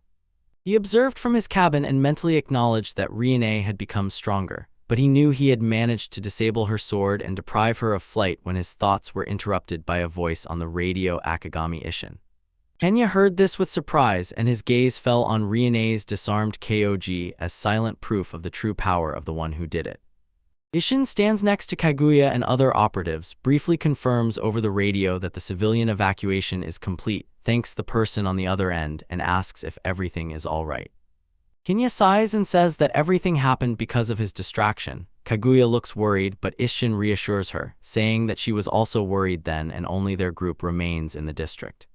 He is ordered to return immediately, and Kenya agrees, promises to return at least once, glances at Reincarnated's KOG struggling half buried in the rubble, and quietly apologizes, thinking that their business is not yet finished. Cabin is damaged. Reincarnated can only watch as Kenya's machine rises and flies away. She calls out, begging him to wait. She leans out of the cabin, and in her voice is a desperate plea as she calls his name. She falls as his KOG disappears into the distance. Hunched in the chair, she accepts that painful truth: she cannot reach him. Everything between them is now over. Meanwhile, Kenya's machine touches down at the meeting point in the ruined sector and joins Akagami Ishin, Kaguya, and the rest of their gathered forces. He steps out confused, touches the back of his head, and is unsure if he has really returned. Akagami Ishin walks forward with a smile and sincerely welcomes him back from the mission. Before he can look around, Kaguya suddenly rushes forward and clings to him in a tight embrace. She presses him firmly to herself, relief visible in her chest, and sincerely admits how worried she was. Kenya, surprised, calls her a fool, but in his heart admits that giving everything was worth it. The moment breaks when Akagami Ishin clears his throat. He apologizes for interrupting their touching reunion, but says in a firm voice it's time to get back to business. Frightened and blushing, Kaguya pushed him away and, defending herself, shouted that she was only checking if he was wounded, then exclaimed for him to step back, leaving Kenya stunned by her sudden change. In the old underground railway tunnel, resistance squads confirmed that the evacuation of civilians was successful, and Akagami Ishin said that the Empire was unlikely to chase them so far, and added that Kenya's efforts on the battlefield were also successful. Despite the good news, Kenya stared intently at his hand, his thoughts racing, worried about Reincarnated, painfully regretted not completing the mission, though he was so close to defeating the princess, and quietly apologized for his failure. Akagami Ishin overheard him and cast another glance. He noticed that the Empire's movements had subsided and understood that Kenya's efforts were enough to disrupt their momentum. Seizing the moment, Kaguya turned to Kenya with renewed zeal and insisted, "Everyone must be withdrawn from the battlefield while there is still a chance." Their plans were suddenly disrupted when a resistance fighter burst into their command vehicle, shouting about trouble. He brought terrible news and pointed to the screen that had just started broadcasting. On the screen, Lord Asgard addressed the resistance movement directly and began by coldly reminding them, "The Empire promised to spare lives and show mercy to those who surrender." His voice suddenly exploded with pure anger and burning grief as he delivered the shocking news. Their lady, Princess Asgard, had died in battle. The broadcast thundered over the stunned faces of the rebels. Lord Asgard declared that anyone who kills imperial nobility deserves death 1,000 times over and loses all rights, so by his order, the Empire begins the complete destruction of the resistance. He staggered from the broadcast, his hand instantly covering his mouth in utter disbelief that the princess was dead. His mind boiled with confusion. He realized she had been killed, but what happened next? According to the route he knew, the princess was not supposed to appear for some time. While he wrestled with this deviation from fate, a resistance operative informed Akagami Ishin that their reconnaissance group had made contact with her. Confirmation of the report came not in words but in a terrifying spectacle in the sky, and many KOG units were heading straight for their position.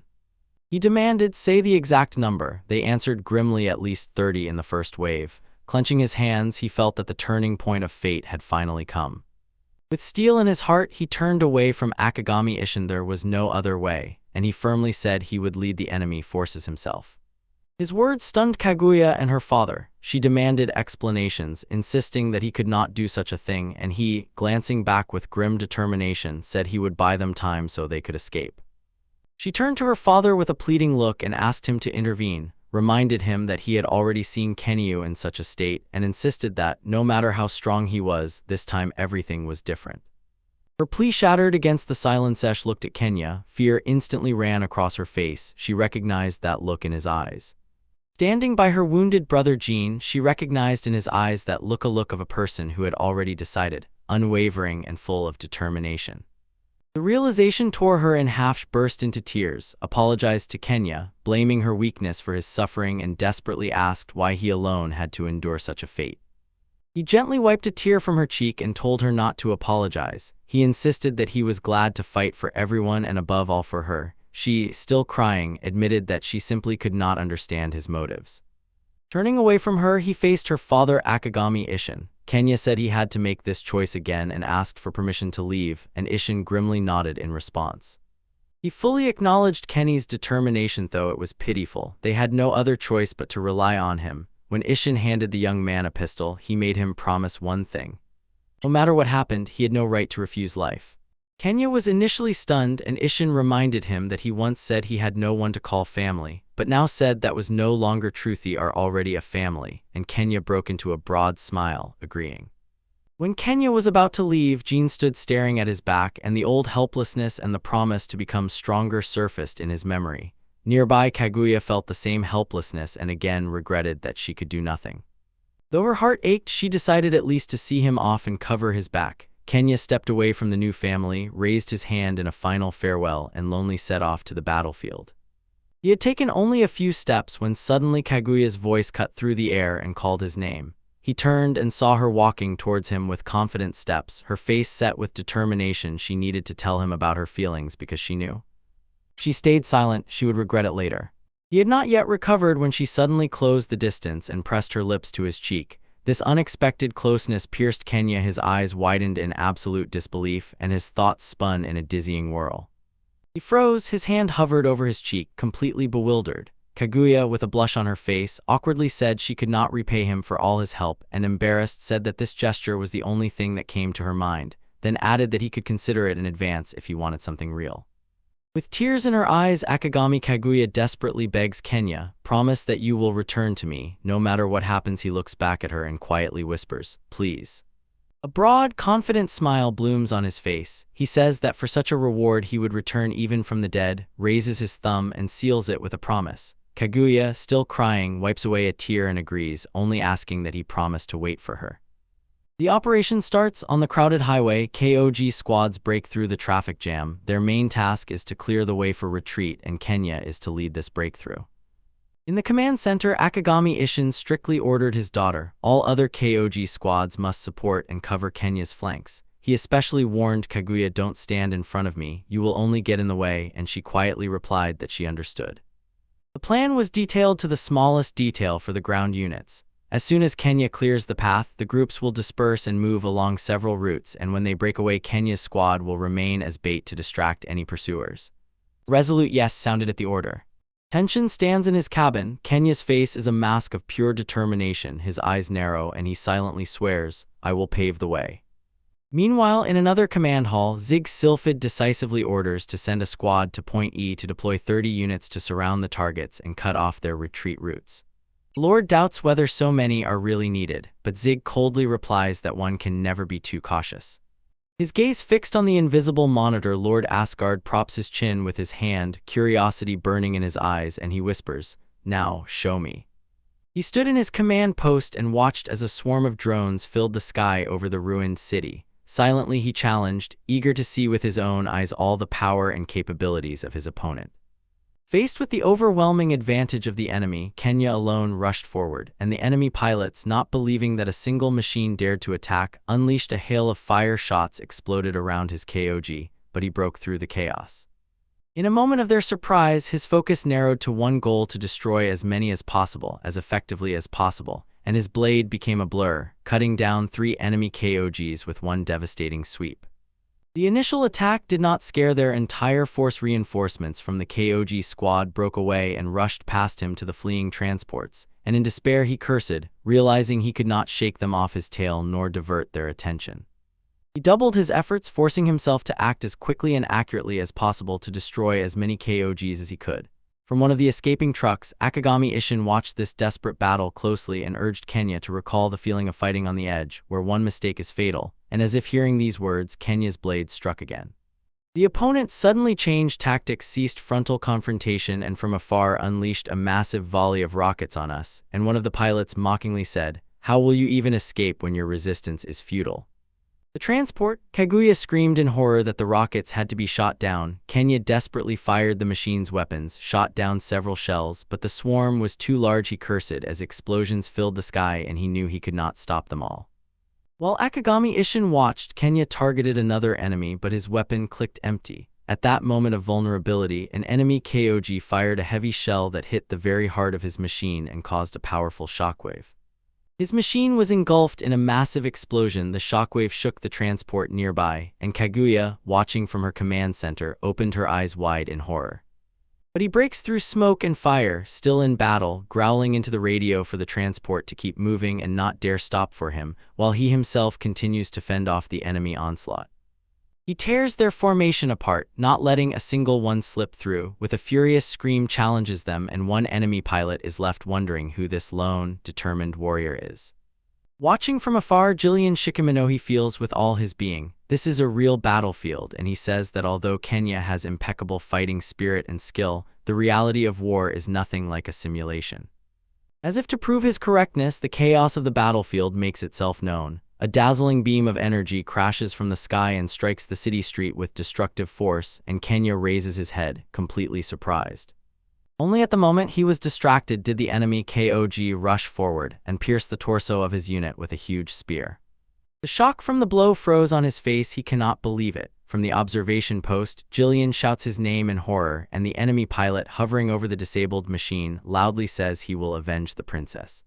In the command center, Akagami grimly says that it seems Kenya is unlikely to return anytime soon.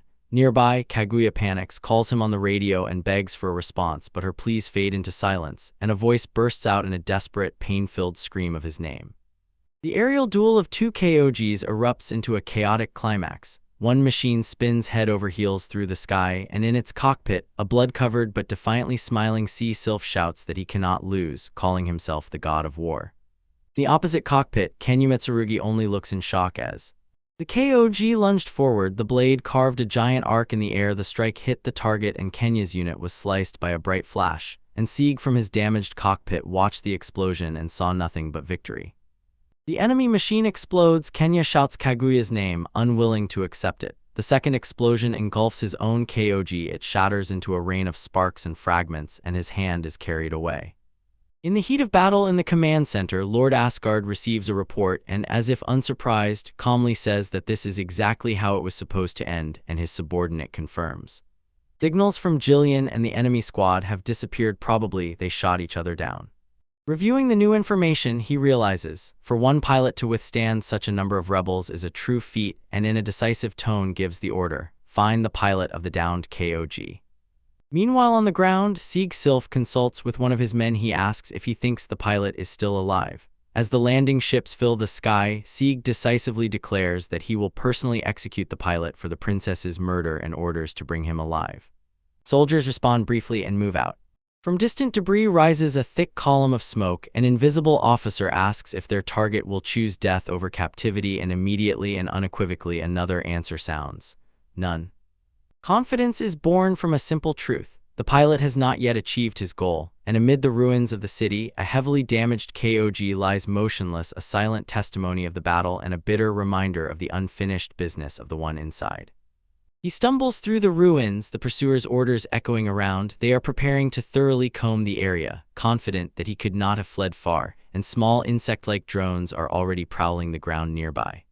He squinted, touching the cut on his face. The pursuers were right on his heels. He knows he survived the crash only thanks to the sturdy Kog, but if this continues, capture and death are inevitable. Survival instincts stirred. A sharp cold pierced his spine. He felt someone aimed at his back. It was the same feeling he knew from training about Riene's deadly intent. If he hadn't noticed, he would already be gone. He raises his eyes and sees a squadron of flying Kog rushing directly toward the direction where his allies fled. They have not abandoned the chase.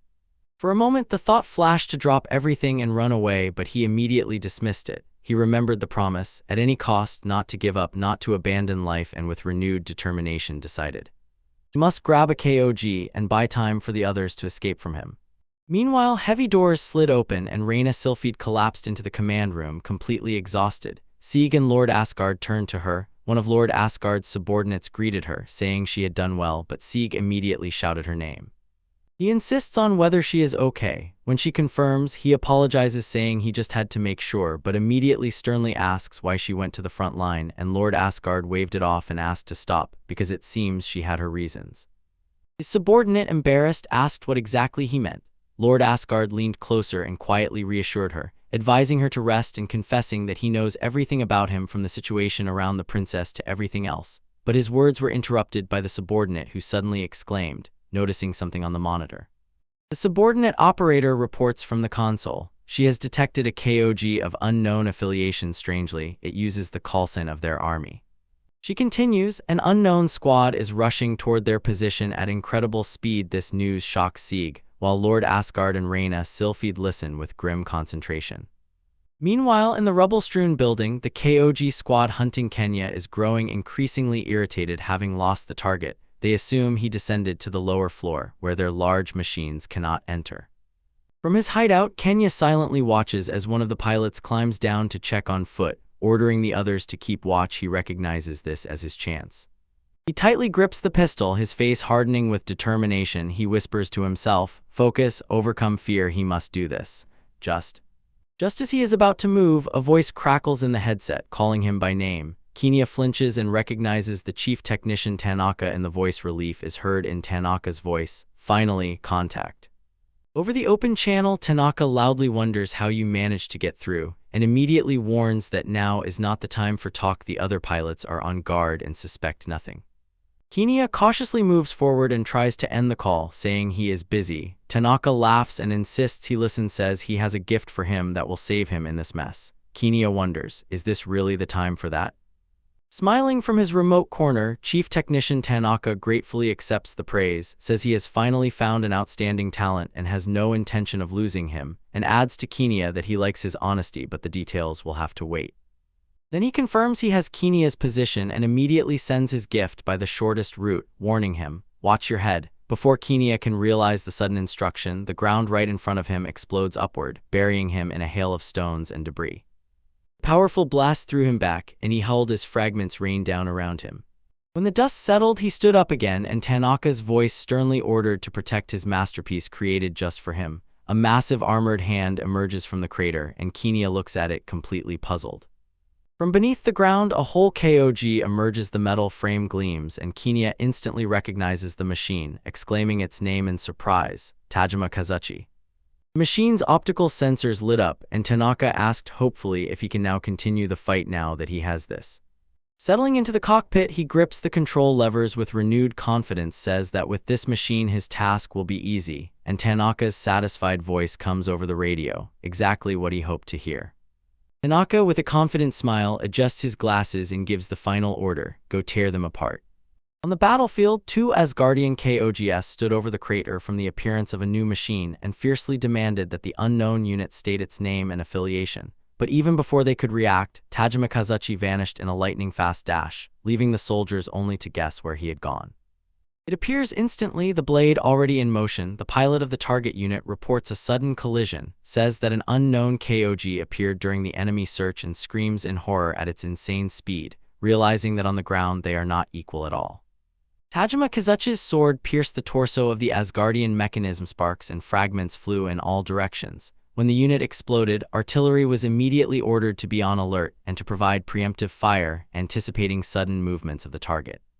The machine is frantic. It sharply turns and rushes forward, mowing down another enemy, and the soldier lets out a final desperate scream. In a moment the fight was over. Tajima Kazuchi stood frozen amid the smoking remains of the opponents, two blades at the ready. From the command center, Zig rushed down the stairs, not believing his eyes. Before him stood a newly deployed Kog unit, and nearby Lord Asgard laughed, which confused Zig even more. Mrs. Zig cast an inquisitive glance, and a confident smile played on his lips, mentally decided that the chief technician had finally made his move.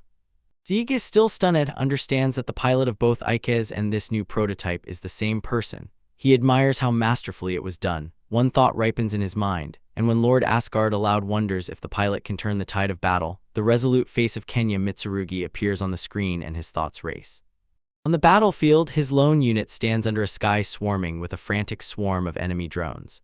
He grips the steering wheel, his face hardens, realizing that with such numerical superiority he can no longer hold back. He contacts the technical chief and announces that he is activating a special system. In response, they warned that this would place a much heavier burden on him than usual. Kenya confirms without hesitation that he will go for it. It roared, "Release the Obi drive." In response, the Kog exploded with insane power. Its frame began to transform as the overcharged inverse drive activated. The transformation is complete. All systems pulse with energy and stand ready for the future onslaught. He unleashed his power with a blinding flash. A storm of energy burst through the battlefield. The artillery squad of the Asgardians opened fire, unleashing a coordinated barrage. Their shells converged on his transformed Kog, and a giant explosion thundered in the very center of the formation. The attack proved futile. His unit emerged from smoke and flames whole and unharmed, while the enemy pilots, confused and stunned, shouted orders to keep firing, not understanding why their strikes had no effect. Ignoring their futile efforts, he retaliated. A furious wave of energy erupted from his Kog, branching like lightning and instantly striking every enemy unit, engulfing the entire squadron in a series of devastating explosions. The light in the optical sensors of his unit flashed dazzlingly, and below, several surviving Asgard pilots froze in horror, not understanding what they had just seen. The entire Imperial Guard, numbering 100 units, was completely destroyed. It hung alone in the sky, strewn with debris, like a silent testimony that he had accomplished this impossible feat single-handedly. Lord Asgard turned to Sieg Sylphid and sternly said that the matter was now finished. Sieg slightly sweated and, not believing his ears, only whispered if it was really over just like that. Lord Asgard nodded. Although everything had not gone exactly according to plan, there was no point in continuing, and nearby Reincarnated Sylphid stood with a face mixed with shock and anxiety. Before them lay the grim aftermath of the battle, a field littered with smoldering remains of destroyed Kog squads. For Reincarnated, it became a personal horror. She realized that here lay her sister's squad destroyed and sent to the graves just for following them.